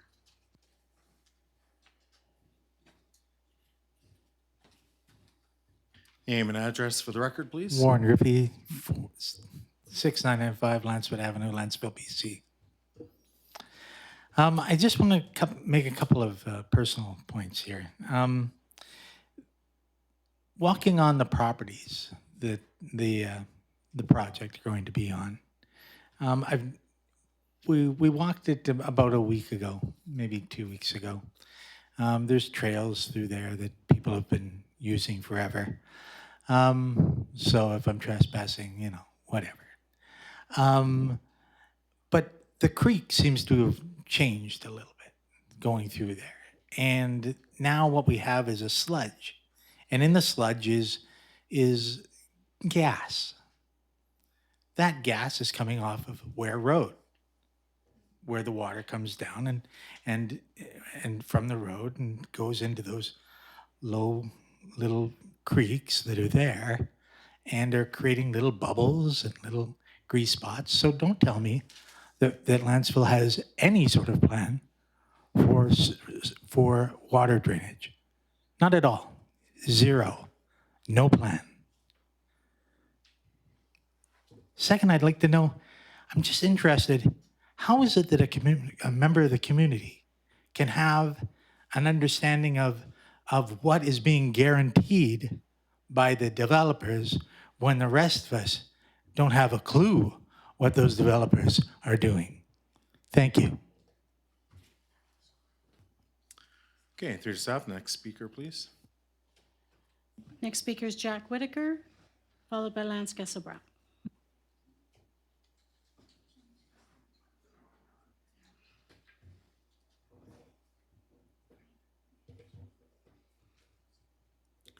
Jack Whitaker, 6796 Normal Drive. The last time I was here, I spoke about being practical.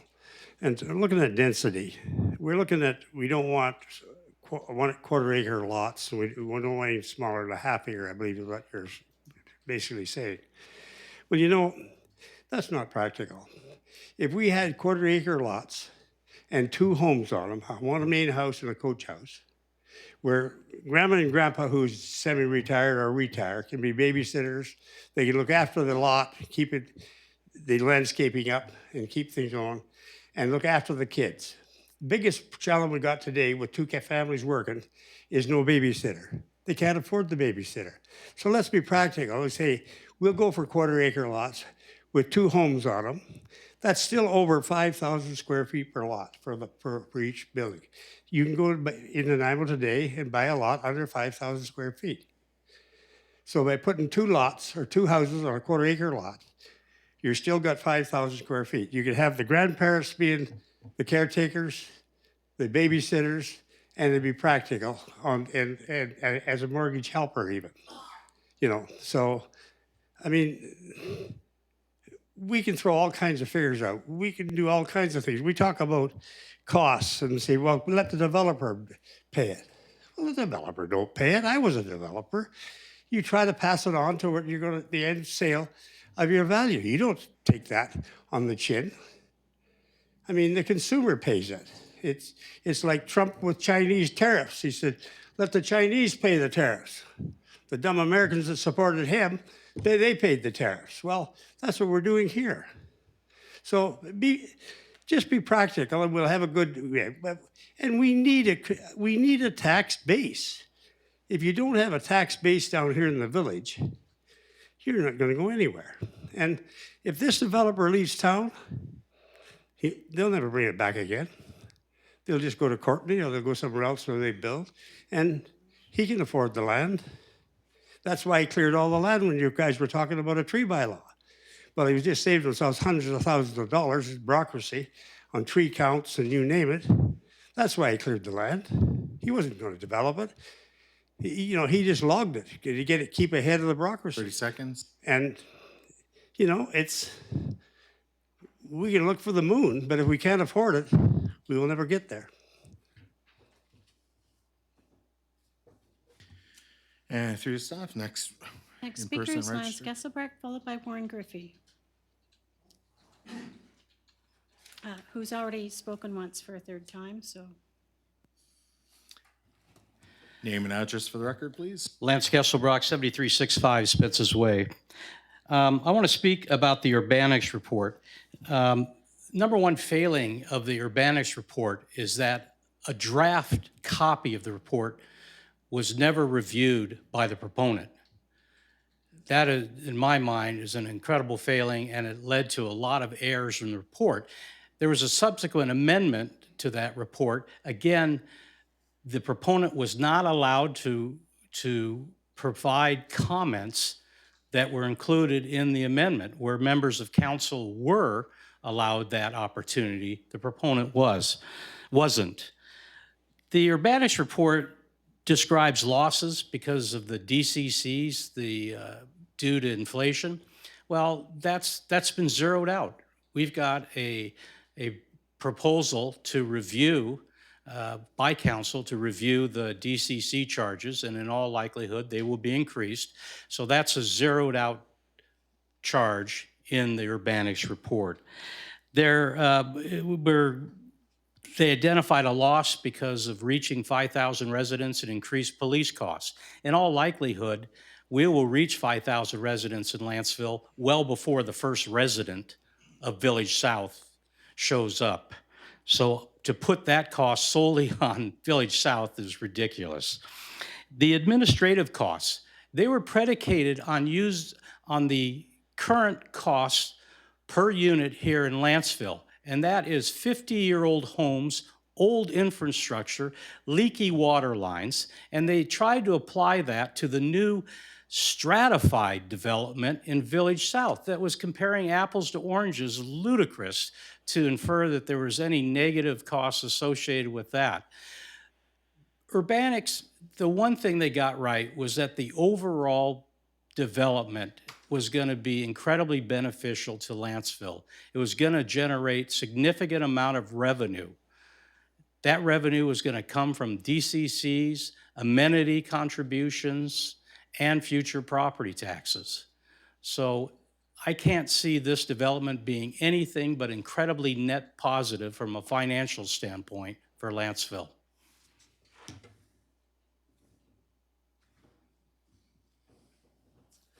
And excuse me, through to staff, in-person people registered for as a third-time speaker. Is that complete? Yes, there was one speaker who registered twice, so I think we would class them as being on the fourth round if they wish to speak again. Yes.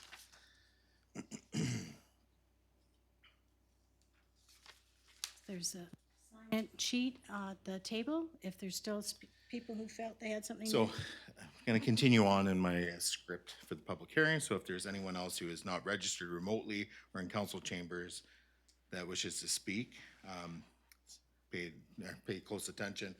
For those of you who are watching via our online live stream, please note that you can join this Zoom webinar to speak to bylaws 283 and 284 by going to lantzville.ca, clicking on July 25th in the calendar, click view details and follow the instructions to register following the Zoom webinar link provided and join the meeting now before the hearing for bylaws 283 and 284 is closed.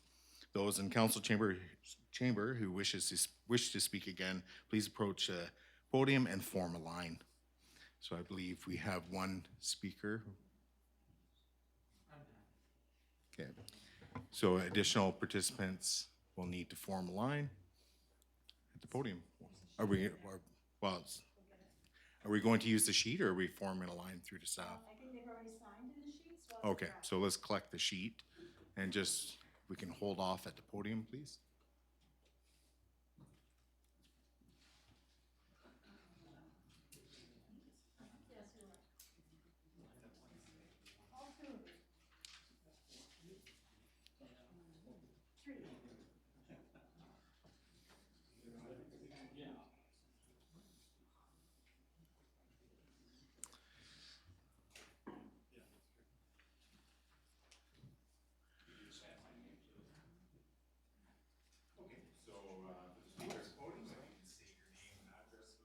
Sorry, for the speaker at the podium, if you can state your name and address for the record, please. Thank you, Worship and Council. Joan Jones, 7255 Ellesmere Drive. I'll keep this really brief. It's very painful to hear some speakers misrepresent residents, and I really don't think it's worth taking the time to try to refute numerous statements. So I'll just restrict what I have to say to a little bit of math. The math, and we're not talking about seniors units here, just about the others. 582 units proposed, 389 maximum in the OCP. Excess, 193 units. 193 divided by 389 times 100 equals a 50% excess in density. Thank you. Okay, and through the staff, the next registered participant. Would be Hans Larson. Again, name and address for the record. Hans Larson, 7010 Owen Road. I wasn't planning on speaking a fourth time, but since someone mentioned DCCs, I thought I'd just weigh in on one of my favorite topics. So development cost charges are often promoted by this council as some pot of gold. The truth is that these funds, which can be substantial, are restricted monies which are intended to be used to mitigate the off-site impacts of development. For example, better, wider roads to handle the additional traffic entering or leaving a site. The other thing that residents should know is that according to the DCC report, 2018 October, I think it was, for every dollar that the district collects in DCCs from developers, that places an obligation of $1.70 on the residents of Lantzville to pay for their share of that infrastructure. And that amounts to many, many dollars. If you think you're touting and saying, oh yeah, DCC, we're getting $100,000, we the residents will get a tax burden of hundreds and hundreds of thousands of dollars. Thank you. And next speaker, please. I Oh, think we're gonna you were have them gonna line have up. them Sorry, I line thought up. you'd created a list. Those are the only two that signed the list. Oh, but I believe there's a member of the gallery that, Mr. Gesselbrecht. They would need to line up at this. Okay, so just for clarity for those in the gallery, if you wish to speak for a fourth time, I'll pause for a moment and you can go to the back of the podium and line up now, please. So pause for 30 seconds or a minute for that to happen. So if you wish to speak for a fourth time, there's no big running stampede here, but okay. It looks like it's just you, Mr. Gesselbrecht, if you wish.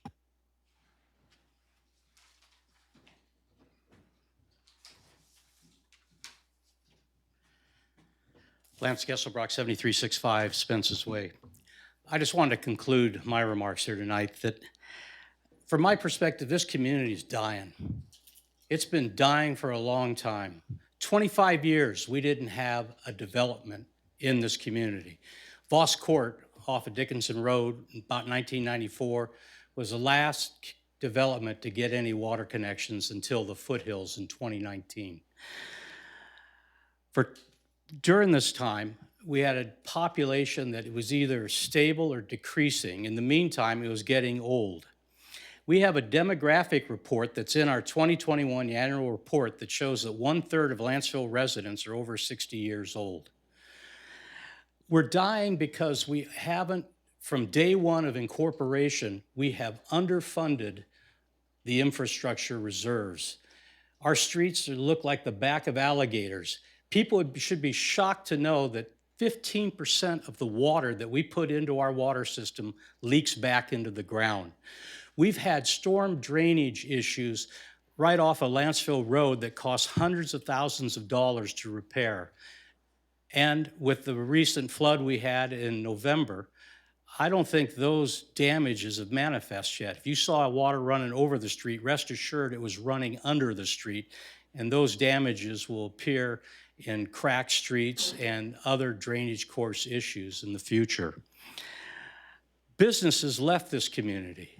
We lost the lumber yard, we lost the gas station, we lost the market. 3 main businesses that were basically anchor tenants of the village core, gone. Gone.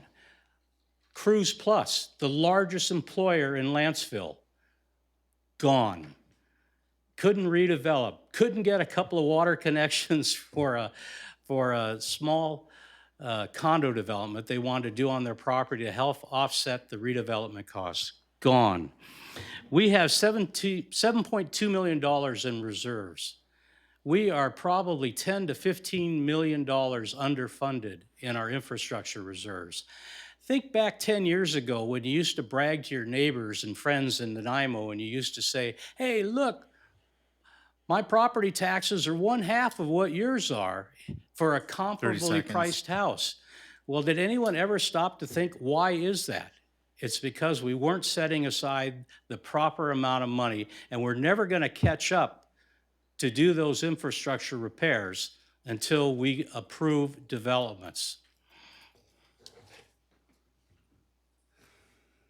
Okay, next speaker, again, just name and address Jack for the Whitaker, record, please. 6796 Normal Drive. You know, 15 years ago, you used to be able to build an affordable house for $150 a square foot. Today, that affordable house costs you $300 a square foot. Why? Because all the added charges that we're putting in, the bureaucracy and the delays of getting anything done. You know, we had a development in Nanaimo that we bought years back. We owned it for, it was zoned when we bought it. It was 7 years getting the first building permit. People say, that's not possible. Well, it is, and we pay taxes every year. You know, we can't just keep adding these things on and say, well, it's the developer. It's not the developer, it's the consumer that pays the bill. The taxpayer that pays the bill. And getting the development cost charges, the reason you got development cost charges to repair the infrastructure that you didn't repair is councils wanted to get reelected, so they didn't want to raise the taxes. They say, oh, we kept the taxes down, but they didn't tell the people they weren't repairing the damn infrastructure. Now we're repairing the infrastructure at 2 or 3 times the cost. And people think, well, let's say, but it's councils that won't make a decision. They say, I want to get reelected. I want to keep them taxes down. Well, as a contractor, if we didn't repair our equipment, we'd be out of business on the next job. But no, you just raise the taxes after you get elected. So there's no free lunch. So if you want affordable housing, so many people that are opposed to any type of development, and I look back 27 years here, our taxes are probably 4 times what they were 27 years ago. What have we got for it? Nothing. I got my own water, got the same street out front, I got a street light, you know? And if we don't get a tax base, it's going to continue to do that, and you're not going to get any further service. The cost of replacement of a house, a new house at, say, $300 or $400 a square foot, the neighbor down the road with a 25-year-old house says, hey, I'm going to raise my price because I can't replace this house for less than $1 million. So there's where we get all these escalation of prices where you just suck the things up because the cost of the new house, the people look and say, well, my replacement cost is equal. I want the same kind of money. So we just keep spiraling upwards. And we wonder why people can't afford houses. Thank you. Okay, next person, again, name and address for the record, please. Warren Griffey, 6995 Lantzville Avenue. So we keep on hearing about this, the money that the district is going to need in order to grow everything up.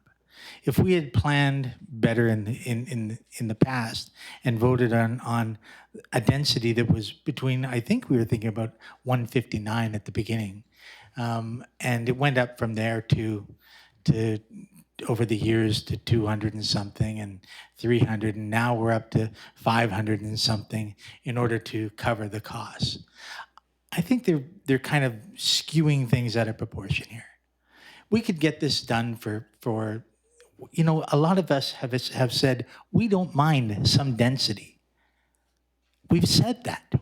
We're all saying that to you. What you don't understand is we don't want a city of row houses and apartment buildings being in our neighborhood. You're right, it's not in my backyard, but it comes to the character of Lantzville. And you guys have lost your vision there. It's not that we don't want development. We do. And I think 352 isn't a good number. I think 352 is a great number. And it provides some. And then add on 100 units of senior housing. Make it a variety. Do some things with it. But to just push this thing through with it and saying that, oh, hey, it all goes to the taxpayer anyways, is just ridiculous. Some of it has to come from the developer. It has to. That's the way things are. Thank you. Okay, before we go to those, I see a hand is up for a remotely registered person, but before we switch, are there any persons present in chambers that wishes to speak for a fourth time? Okay, seeing none, we'll move to the online registered individuals.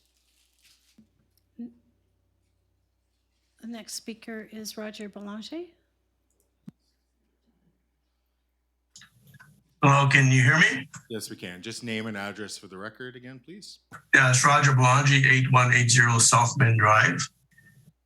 And I was just heard someone say that Lantzville is dying and will die without this development, the way it's been proposed.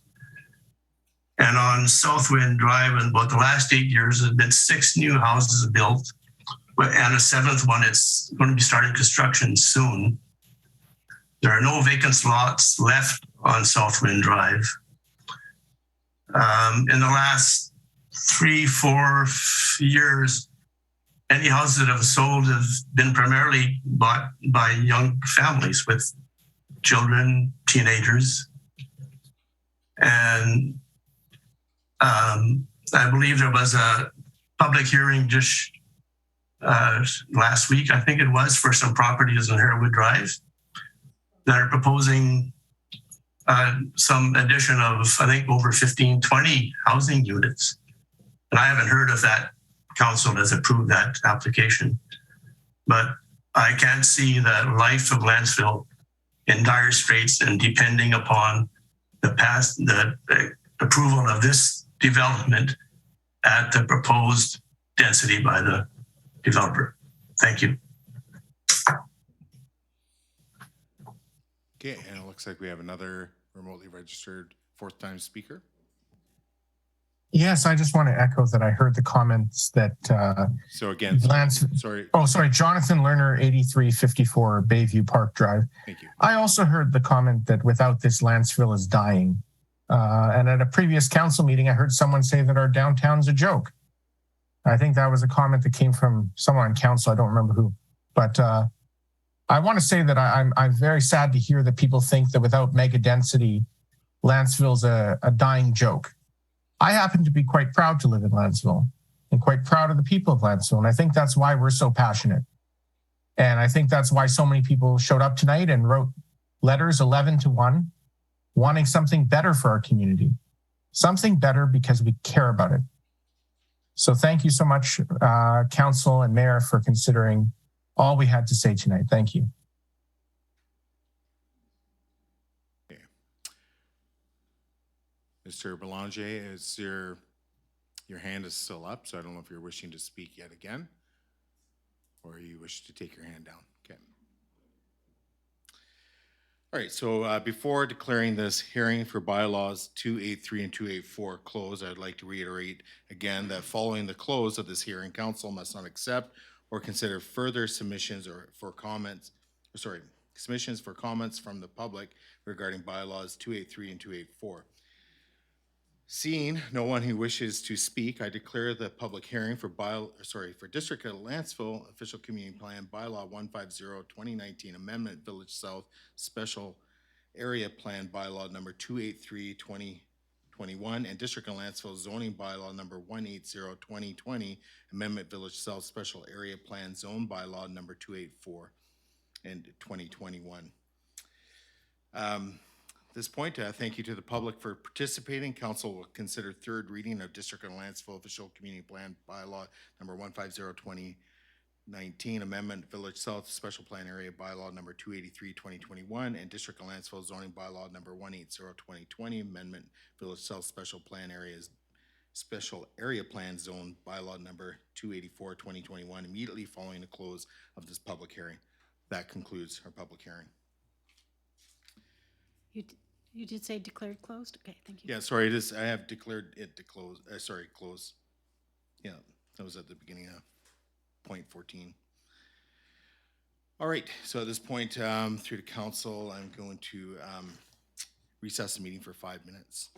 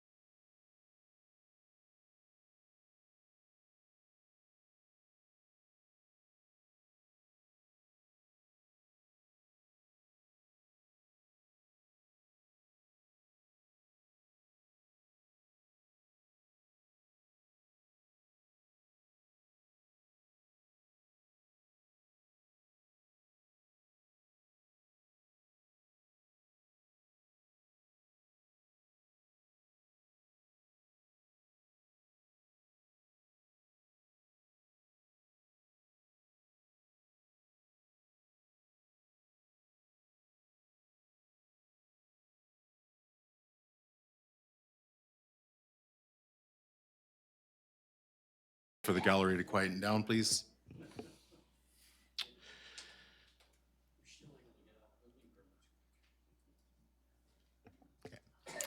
So at this point, we're on to item 3 of our agenda, or sorry, 4A of our agenda. So the bylaw 283, and there's a recommendation subject to the public hearing input. Is someone prepared to make that motion?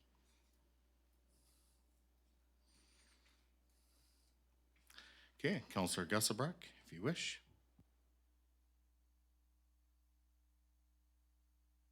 Are you prepared to make the motion, or no?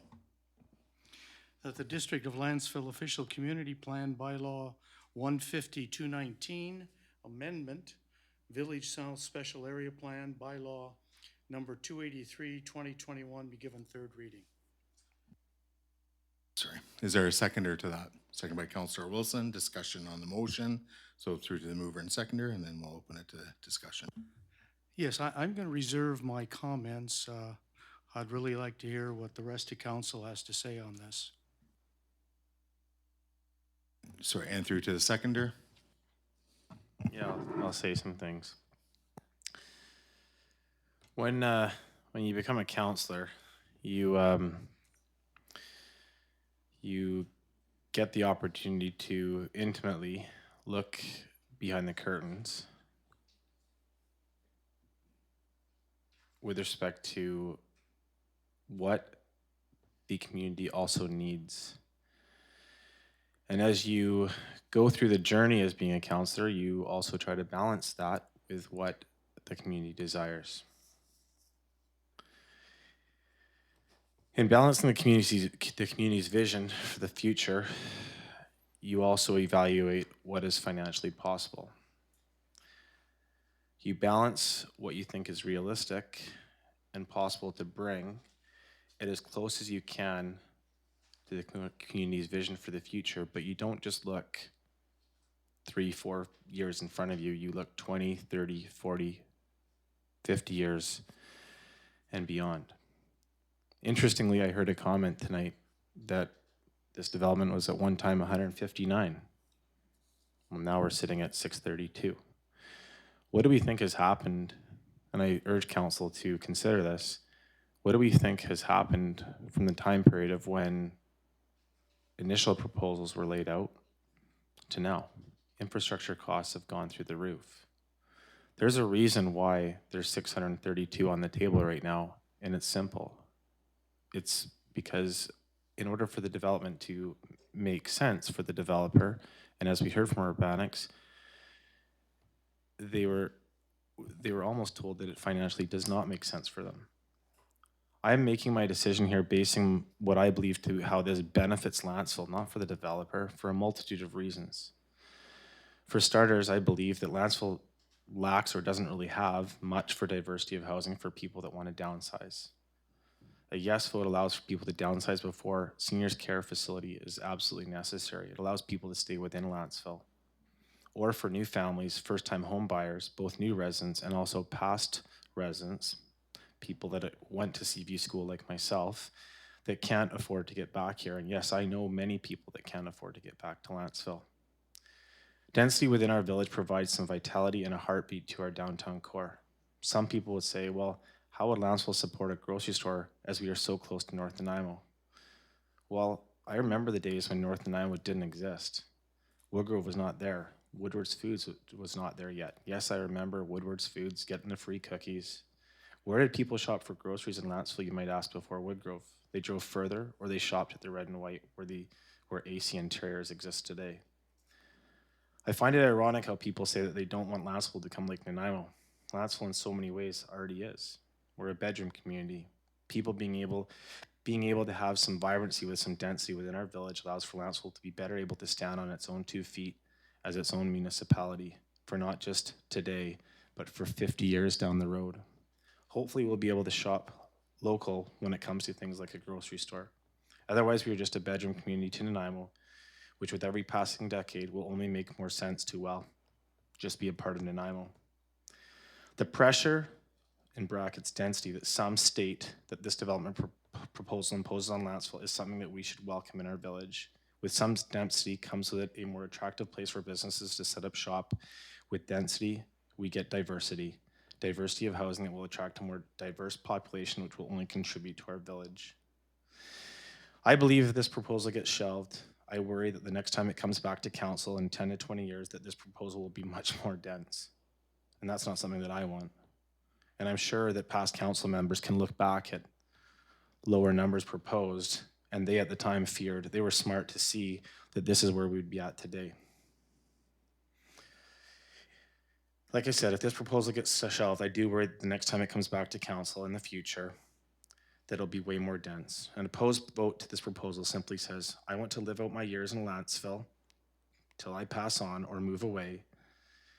And I'm not concerned what happens to this town after I leave here.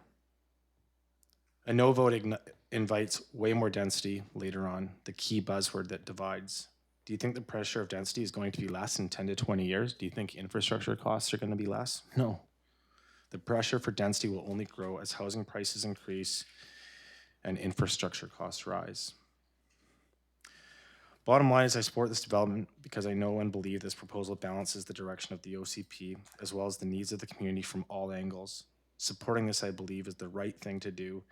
And if we oppose Village South, I rue the day when the next mega density proposal for this property comes next. Because in 10 to 20 years from now, we might really have no choice but to accept it. Or it will be a decision made for us by someone higher above, like the province. And it's just something I thought of because I've been here for a long time. My family moved here in 1980. If you actually look at where our population was in terms of homes, not population, but homes, and you actually calculated a 1% increase from 1980, we'd approximately be at around 2,200 properties right now. And the reason why we're feeling all of this pressure is because for years and years and years, we've simply pushed off density. And I encourage council today, if you really are taking into consideration the long-term viability of our town standing on its own 2 feet, being Lantzville, I strongly encourage you to support this development and not worry about re-election and do what's right for Lantzville, because that's what I'm prepared to do here today, despite the pressure that I also feel from people within this community. Thank you.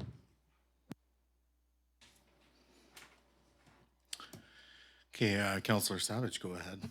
Thank you. I gave my word before the election to follow the OCP and to serve the will of residents, and I'm not about to break my word. Since September 22nd, I've been trying without success to improve Village South application to get it to a point where the community would accept it. But almost without exception, my amendments have failed. So it's now the 11th hour with 3 council meetings remaining, and now's not the time to rush and cobble something together just so Village South can pass before the election. Rush, rush, rush is not a prescription for quality. It's simply a vehicle to get something done the community doesn't want. The next council will be perfectly competent to complete this task. They can create a masterpiece which will also be highly profitable for the developer. I'm no longer prepared to suffer this proposal, which is inadequate, below average, disjointed assembly of unknown building types, glossed over with Photoshop pictures. The community has been omitted from this process. We can't possibly assemble a masterpiece and get through all the steps to pass it before the election, and we're forgetting the most important step, which is to get the community to want it and support it. The best way forward is to create something right after the election, which will be profitable and acceptable to the developer with community buy-in. One important design consideration is continually overlooked. Our village area currently feels secluded from a highly busy woodgrove and the continual noise of the island highway. So any design should preserve this seclusion, not create a new mass of unsettled clamor which will form an unbroken link of brash intrusion from Woodgrove to the highway and right into our village area. Good design should complement an area, not degrade it. Residents want rest and peace, not continual city clamor. That's why we moved here. We want visitors to say, wow, what a charming village, when they see this development. They won't do that with this proposal because it will be pedantic, average, boring, 4-story boxes, 3-story row house style townhouses crowded right up to near the sidewalk, and city-like commercial on the ground story of yet more 3- and 4-story buildings. All of this could be a mishmash of various builders, will be the subject of the unknown of whoever buys the lots, a true potpourri of profit-motivated puddings, not an integrated master plan village. There'll be nothing unique, innovative, charming, or special. It will be an exercise to maximize profit by a variety of builders, just a dull sameness like everywhere else. The result will be a warehousing of people, not a well-crafted village with spirit. As well, the community is tired of being ignored, insulted, and told what's good for them. We look forward to working with the developer after the election to create something unique, special, and profitable. We can't do that with an outlook of pass at any cost. After the election, the developer will benefit with good profit and finally have the confidence they have community support. The new council can bring back the proposal. There is no need to waste the reports and the work the applicant has done to date. In not much time, a well-designed plan can be achieved, a good plan like the Foothills, which will be very marketable due to its quality. I'm not prepared to go reckless low standard when profitable high standard awaits. The solution is to come to terms with both the developer and the community in an expedited fashion right after the election. That's how I see it. Thank you. Additional speakers? Yeah, through to the gallery, if we can just refrain from talking, please. Thank you. Additional speakers? All right, I'll speak next. I'm not going to get into a big speech at this point, but I will highlight a few of my concerns and shed some light on where I'm at. One of the concerns I've had, and I've pointed this out before, is one of the largest inconsistencies, and interestingly enough, this really wasn't spoken to this evening through the public hearing input. It has been somewhat alluded to in some of the input we have had, but it is the number of apartment units. And one of the issues is how many apartments will we have? And by my calculations, and again, this is my calculations based on the information I've been provided, up to 63% of the total units proposed for Village South, or the 632, would be in the form of apartments up to. Some of those may be in the form of the 400 units, may come in the form of townhouses, but there's no guarantees of that. It could simply just be in the form of apartments/condos. That is highly inconsistent with what's in our OCP, that there would be a limited number of apartments or condos within the Village South.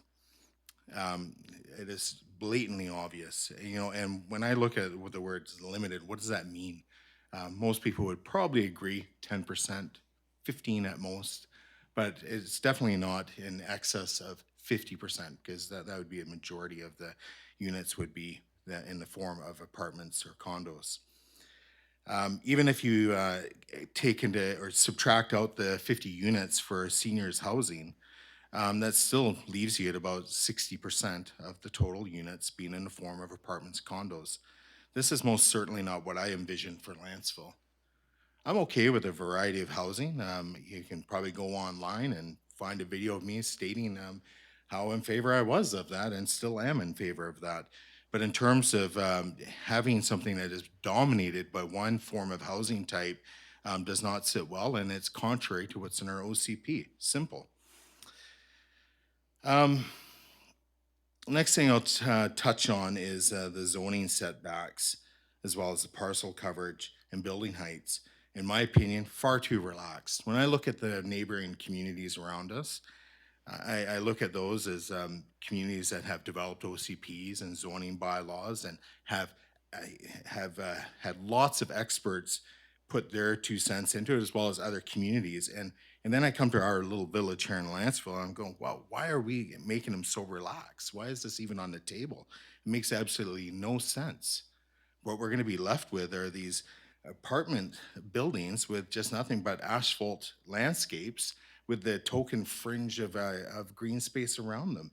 It does not lend well to the character I envision for our village. Moving along into Area C, no guarantee of a grocery store. You know, we've had a billboard on our main street there for quite some time now saying, get your groceries here. Well, there's no guarantee of that. The only way we can actually maybe address it, and I've had discussions with staff on this, is potentially writing that into a phased development agreement. But even then, that might be tricky because really the phased development agreement has to do more with the timing of how things occur, not so much what's in it. Trying to do negotiations on certain things like underground parking, we've already discovered, should not be done within a phased development agreement. There's significant costs that come with underground parking, and fortunately our zoning bylaw in its current state for Village South has been amended to making sure that 4-story buildings will have underground parking. But again, it comes at a significant cost, and trying to negotiate that during a phased development agreement would have been very misplaced. Affordable housing, we've heard about that a lot. I'm a huge proponent of that, and this isn't some election platform, as some may allude to. This is just simply looking out for who is coming into the housing market, which are the young people coming out of university, and having a chance of making it into our market. We did have an amendment voted down. I can accept that, but what I have difficulty accepting is that is potential loss of approximately 120 units of affordable housing. As far as I'm concerned, we only have one shot at Village South. There is no Village South B. Show me another chunk of land in our village core of that size. There are none, folks. It's that simple. We have one shot at doing this right and including affordable housing. It can be done. It may require a small delay to get the necessary documents in place and agreements in place and so forth. But why would we turn down trying to create at least 120 units of affordable housing, and not just in the form of apartments or condos? This would also include patio homes.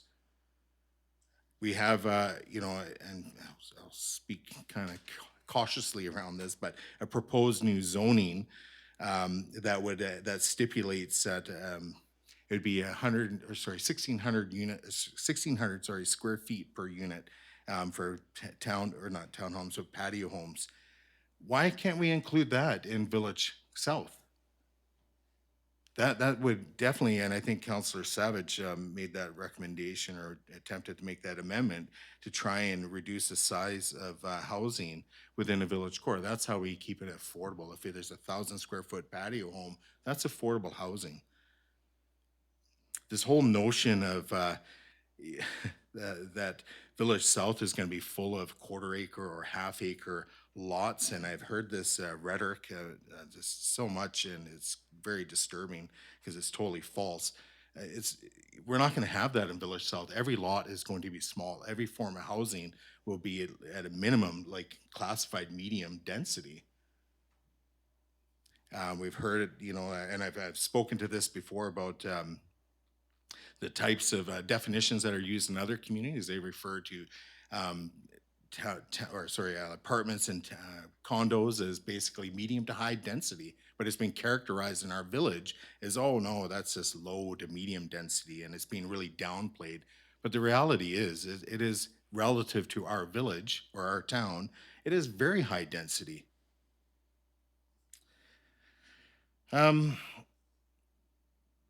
And again, back onto the affordable housing, 140 units. would leave us with about 19% of the total development being affordable. And that's based on a density of 632. When I introduced that amendment, it wasn't there to reduce the density. It was just to change the content within that density. At this point, I'll probably gone really long, but I'm giving all speakers latitude this evening. Additional speakers. Okay, Councillor Gusselbrock. Thank you. I think we know where this vote's going, so I won't belabor it. But I believe this is an existential vote tonight. This will kill the Village South, and I don't believe it'll be coming back. If I take the developer at his word in his last letter, which stated that just through the gallery, if we could just reserve comments and speaking, that'd be much appreciated. which stated that mayor and council, it is your decision to move forward with or alternatively deny the Village South application. If rejected, Lantzville Projects will seriously consider terminating development in Lantzville and seek out a private or government buyer, or alternatively appeal to higher levels of government to engage in the approval process. A threat, perhaps. That's what he says. The second part of that statement about appealing to a higher government level, we have former Attorney General Eby, who is running for premiership. He said on 3 different times that he wants to ensure that there's affordable housing. And if the municipalities aren't prepared to do it, then he has tools to do it. One of them is to simply build this housing on provincial government land, and we have a couple of areas here in Lantzville. And the second is to remove this function completely from council and staff and simply mandate it from the province. And one would hope that they would look at the community character, but when push comes to shove and they have to place bodies somewhere, we may end up with something we really don't want, and 632 units may seem like it was a great deal. Anyway, throw that out. A couple of points, though. Although the OCP was adopted by a unanimous vote of council, the numbers that showed up at the last council and weren't dealt with, I'm talking about the density numbers, those numbers were never discussed by the people in this town. They were put forward by the OCP committee to council. They were voted out at one point, last council, and then they were brought back in. And for myself, I never would have voted for those density numbers unless that saving clause was in there, that if a good proposal, one with a strong rationale came forward, that number could be increased. And that's the OCP that this council voted on. And that's the proposal that has come forward to this council. Petitions. Yeah, petitions, I have trouble with petitions. I think it's worthwhile noting that the first petition that had 1,176 was collated prior to the April 13th public hearing. Some of it was in November, some was in February, and some was in April. And I have great respect for people trudge around the neighborhoods and collect petitions, but it's what's being told to these people. And a couple speakers tonight said that they played it by the script and there weren't any outlandish numbers. Unfortunately, this document puts the lie to that. This document, published by the Lantzville Community Association, you can read it, 1,100 plus residents say the proposed density is too much. Well, I don't know what was said. And yes, 1,100 residents said to respect the OCP. And me personally, I think we've done that all along. We followed the public consultation. There was hearings, there was public information hearings, et cetera, et cetera. We've had at least 2 public hearings now. A question through to staff. I'm looking at page 49 of our agenda, and this is in the proposal, and it talks about storm sewer. As I heard a comment tonight that the district is going to incur great costs, and this simply says the developer will construct significant improvements to the existing storm system through the subject properties and Ware and Lantzville roads and downstream along Colette and Jacks Road to a new outfall on the foreshore of the bottom of Jacks Road. The new storm sewers will be designed to convey post-development flows from the upstream, and it goes on. So my question to staff, is it the developer who was paying for this infrastructure, specifically storm sewer retention and outflow? Your worship, through the council, the answer is yes. Okay. There was another statement made that $1 that's collected in DCCs would result in $1.70 in cost to the district. So once again, through to staff, can you comment on that statement? Your worship, through you to the council. I'm sorry, I can't hear you. Are you able to hear me now? Yes. Your worship, through you to council. I'm looking that up. I haven't been able to find that yet, so I can't definitively answer that. Does it seem correct? I don't like to use the word "consume" at this point. As I said, I'm reading it and I haven't found it yet. You haven't found that statement being made? No, I haven't found it yet. All right, thank you. So the clear and strong rationale going above the projected range of units, 4.85 hectares of community service and parkland. Now, I disagree with the Urbanics report because there are 2 properties for sale currently in Lantzville, up on Lantzville Road, both zoned community services, which this land that's being donated will be. One for 1.75, one for 1.85 million. If you look at the cost, the value per square foot, it's $34 a square foot. The land that's being given, works out to the 4.85 hectares, 522,000 square feet, times $34, $17 million. That's the value of the land that would be donated to the town. It's an extraordinary high number, and one that unfortunately we may not get.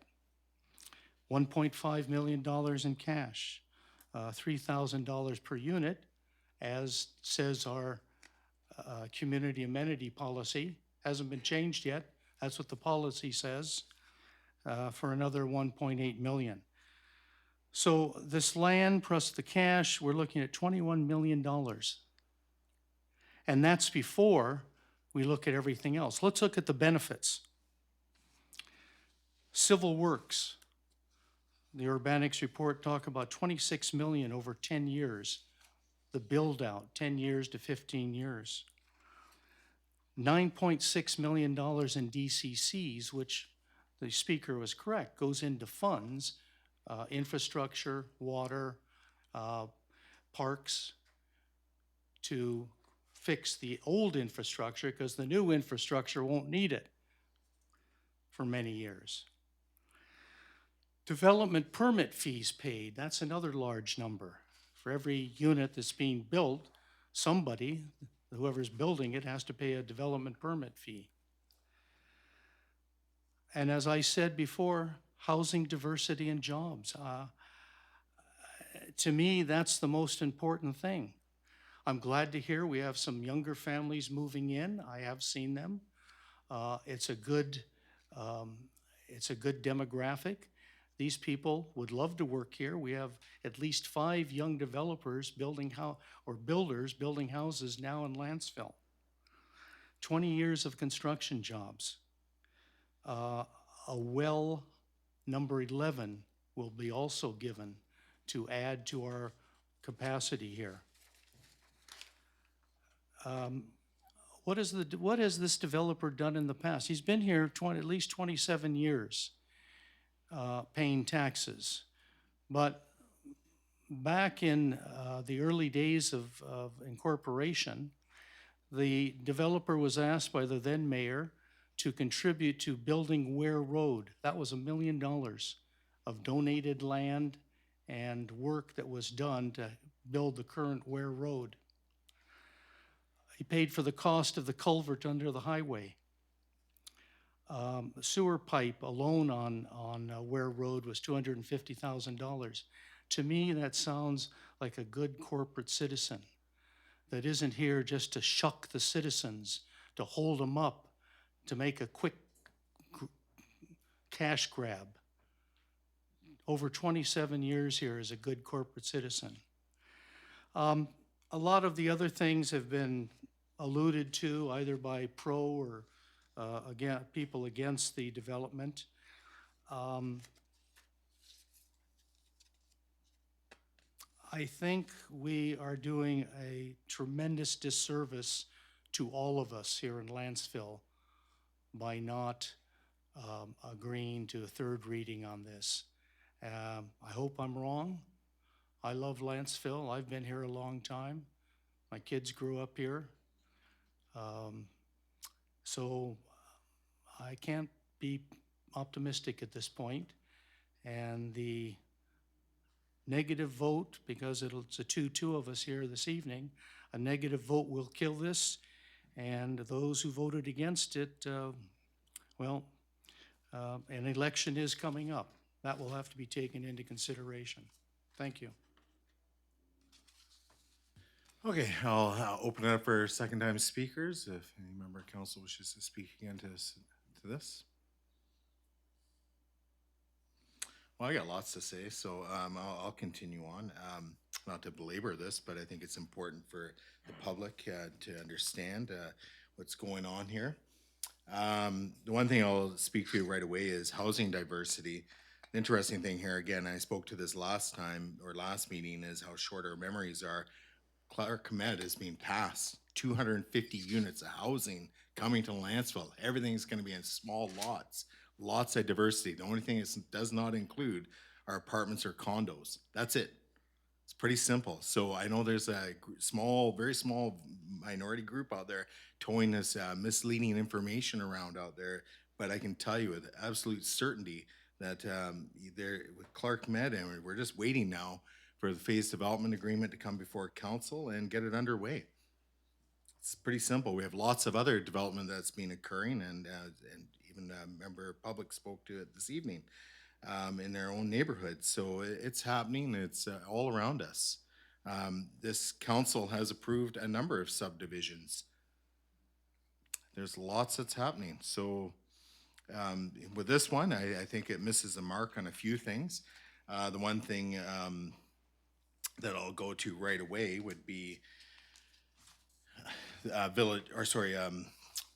Area B. So Area B, and there's correspondence from the developer that encouraged myself to consider Longwood, and I'll read some excerpts from the letter, and it said, in terms of that I've forgotten about the example of Longwood in Nanaimo, and which was consistently referenced by the people, so in quotations, as a place that they would like to see in Lantzville.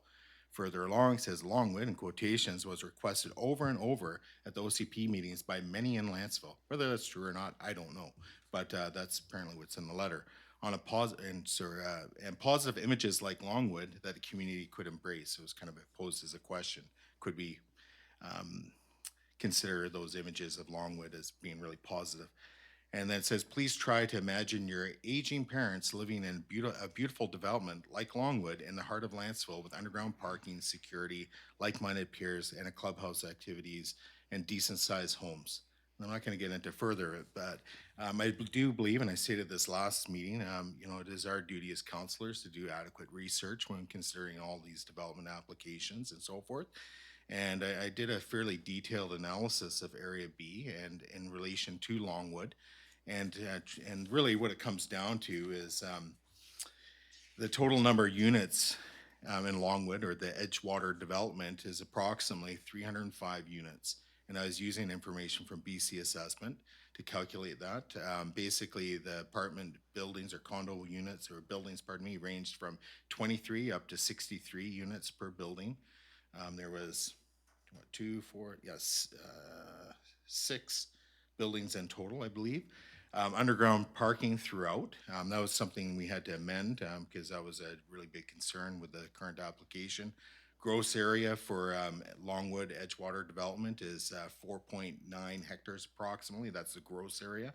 And when you compare that to Area B, which comes in at 3.65 hectares, it leaves a net difference of 1.25 approximately hectares. It's a pretty significant difference, over 3 acres.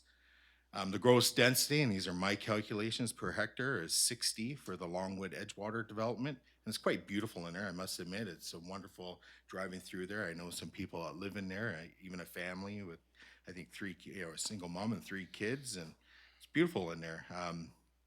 But again, 60 units per hectare, and then if you apply that to same 300 units to the gross density for Area B, it works out to be 82 units per hectare. So what's being proposed for Area B is actually higher than what's in Longwood, and there's less space. So, really my conclusions were, if applying a gross density of 60 units per hectare for the Longwood Edgewater development to the Village South Area B gross area of 3.6 hectares, then the expected total dwellings would be approximately 219. So applying a Longwood-like development to the area in Village South Area B, you can fit in there approximately, based on my calculations, about 219. If you use net density, then the number went up slightly higher than that to 225 units, approximate dwelling units. And these would, again, all have to be, 4-story and so forth, underground parking to make it work. But my point being, really, what's being proposed for Area B, the 300 units, is much higher than a quality development like Longwood, which a lot of people through the OCP process apparently really desired. So I think we've definitely missed the mark. I won't get into any more of that one, but again, Area B is really being a problem, in my opinion. I don't know how you can possibly fit 300 units. I went further, and on page 369 of the agenda, I tried to superimpose and apply other development other developments within Nanaimo and Parksville and so forth, and apply them to that area. And the results are on page 369, or starting there anyways in the agenda. And it's very interesting. It's very difficult to achieve 300, and you really have to jam them in there. And the net result is not what I envision as being of a beautiful character for Lantzville. It definitely doesn't scream village. So, I'm all for Longwood-like development in Area B, Village South. What's being proposed in the zoning bylaw doesn't fit. I can't understand it, and I've made my best attempt to do it, and I don't believe the numbers lie in this case. So, again, I don't know why the push is being for 300 units. And it's a big topic. There's lots one could get into and really peel that onion, but it's at the end of the day, would be extremely difficult to pack in 300 units. One of the conclusions I came two, or some of them anyways, in order for Area B to have the build out to the proposed density of 300 units, 4-story multifamily buildings are required. It's a must. It has to happen. Anything smaller than that, you won't achieve it. So is that realistic? Is that what people want? Is just nothing but 4-story buildings through there, and it will fill the space. In order for Area B to build out to the proposed density of 300 units, underground parking for multifamily development buildings with larger units would be essential. So if you want to have higher quality, larger condo units, you have to have underground parking. It's a must. Doesn't take, I'm not a rocket scientist here, and I figured it out. In the event only surface parking is used, then multifamily building units would likely be smaller, and these would probably be more suitable towards rental units. Again, I'm not opposed to rental units. I'm actually for affordable housing. If trying to achieve the full density of 300 units, then including significant private open space would be extremely challenging because it would have an overall adverse effect on the overall density. So it's a really tricky space. And again, 300 units in there, I think it needs definite work and needs to come back to the community. On that note, before I jump back to the community, I'll talk about just the total units of housing that could be potentially built in Lantzville. So between the Clark Med and this proposed development, it's approximately 1,000 units of new housing. And what deeply troubles me and concerns me is that not one unit will be set aside for affordable housing, for non-market rental, non-market purchase, whatever. It's deeply troubling. It's if we want to create a community that's diverse, we need to have affordable housing in there. And I believe in one of the most recent pieces of correspondence from the developer, there seems to be a willingness to work on that. But I think there's just a big mess here, and I just don't even know how we can start teasing together. Not to say there's not a willingness to move forward with Village South. I just don't even know how we can get there. Last thing I'll leave my thoughts on here is just the community consultation. It's all being done electronically through Zoom, not one in-person session. I feel like we gave more attention to the redoing of Sebastian Road with public consultation than what we're giving this. This is just being done through a series of flyers and Zoom meetings where basically the dialogue is being set by the applicant. It has never sat well with me. I wanted to have at least one in-person public information session, but that has not happened. So I can't say with any confidence that the public would be accepting of this in in its current state. Anyways, I'll leave my remarks there. If there are additional speakers, this is the time. So Councillor Gusselbrecht, go ahead.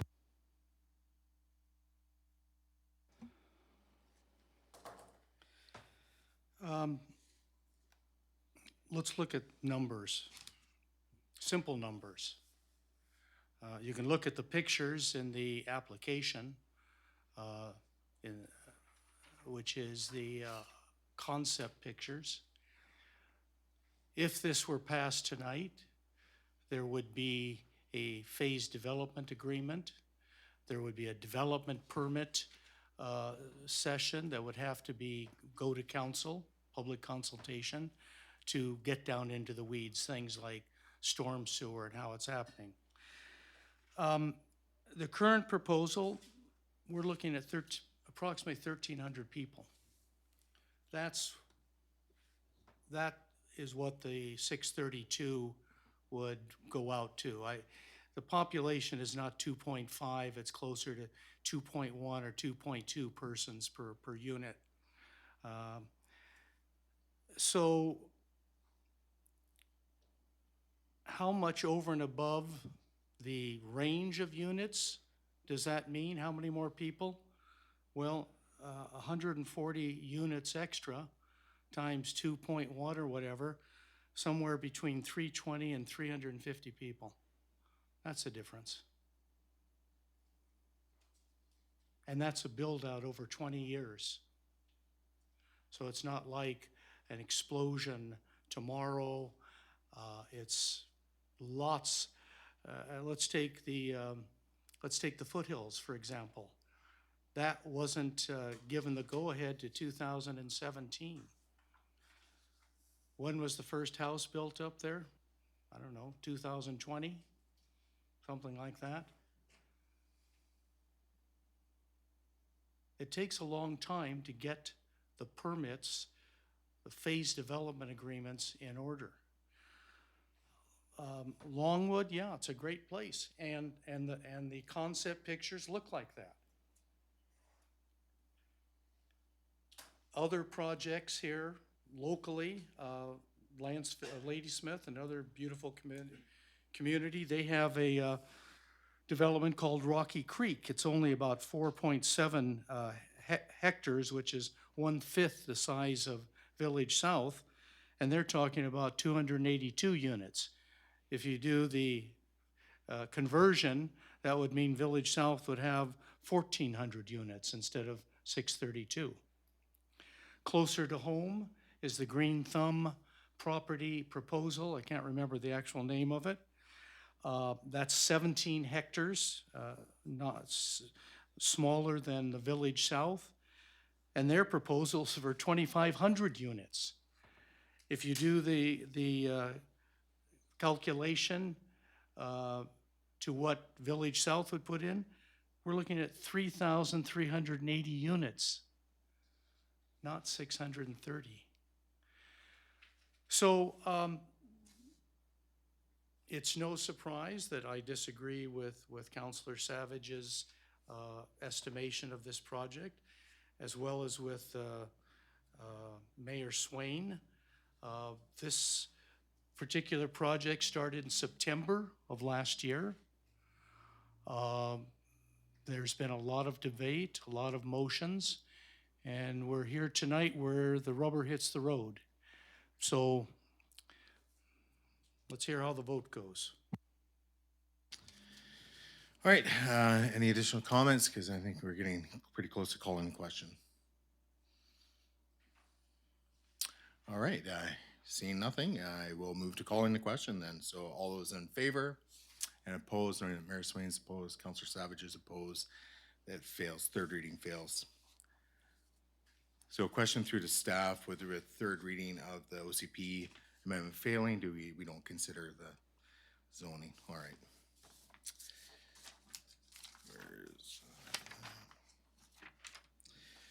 All right, so at this point, again, through the council, we don't need to consider 4B, so our agenda is considered complete, so I declare the meeting adjourned. Thank you, everybody.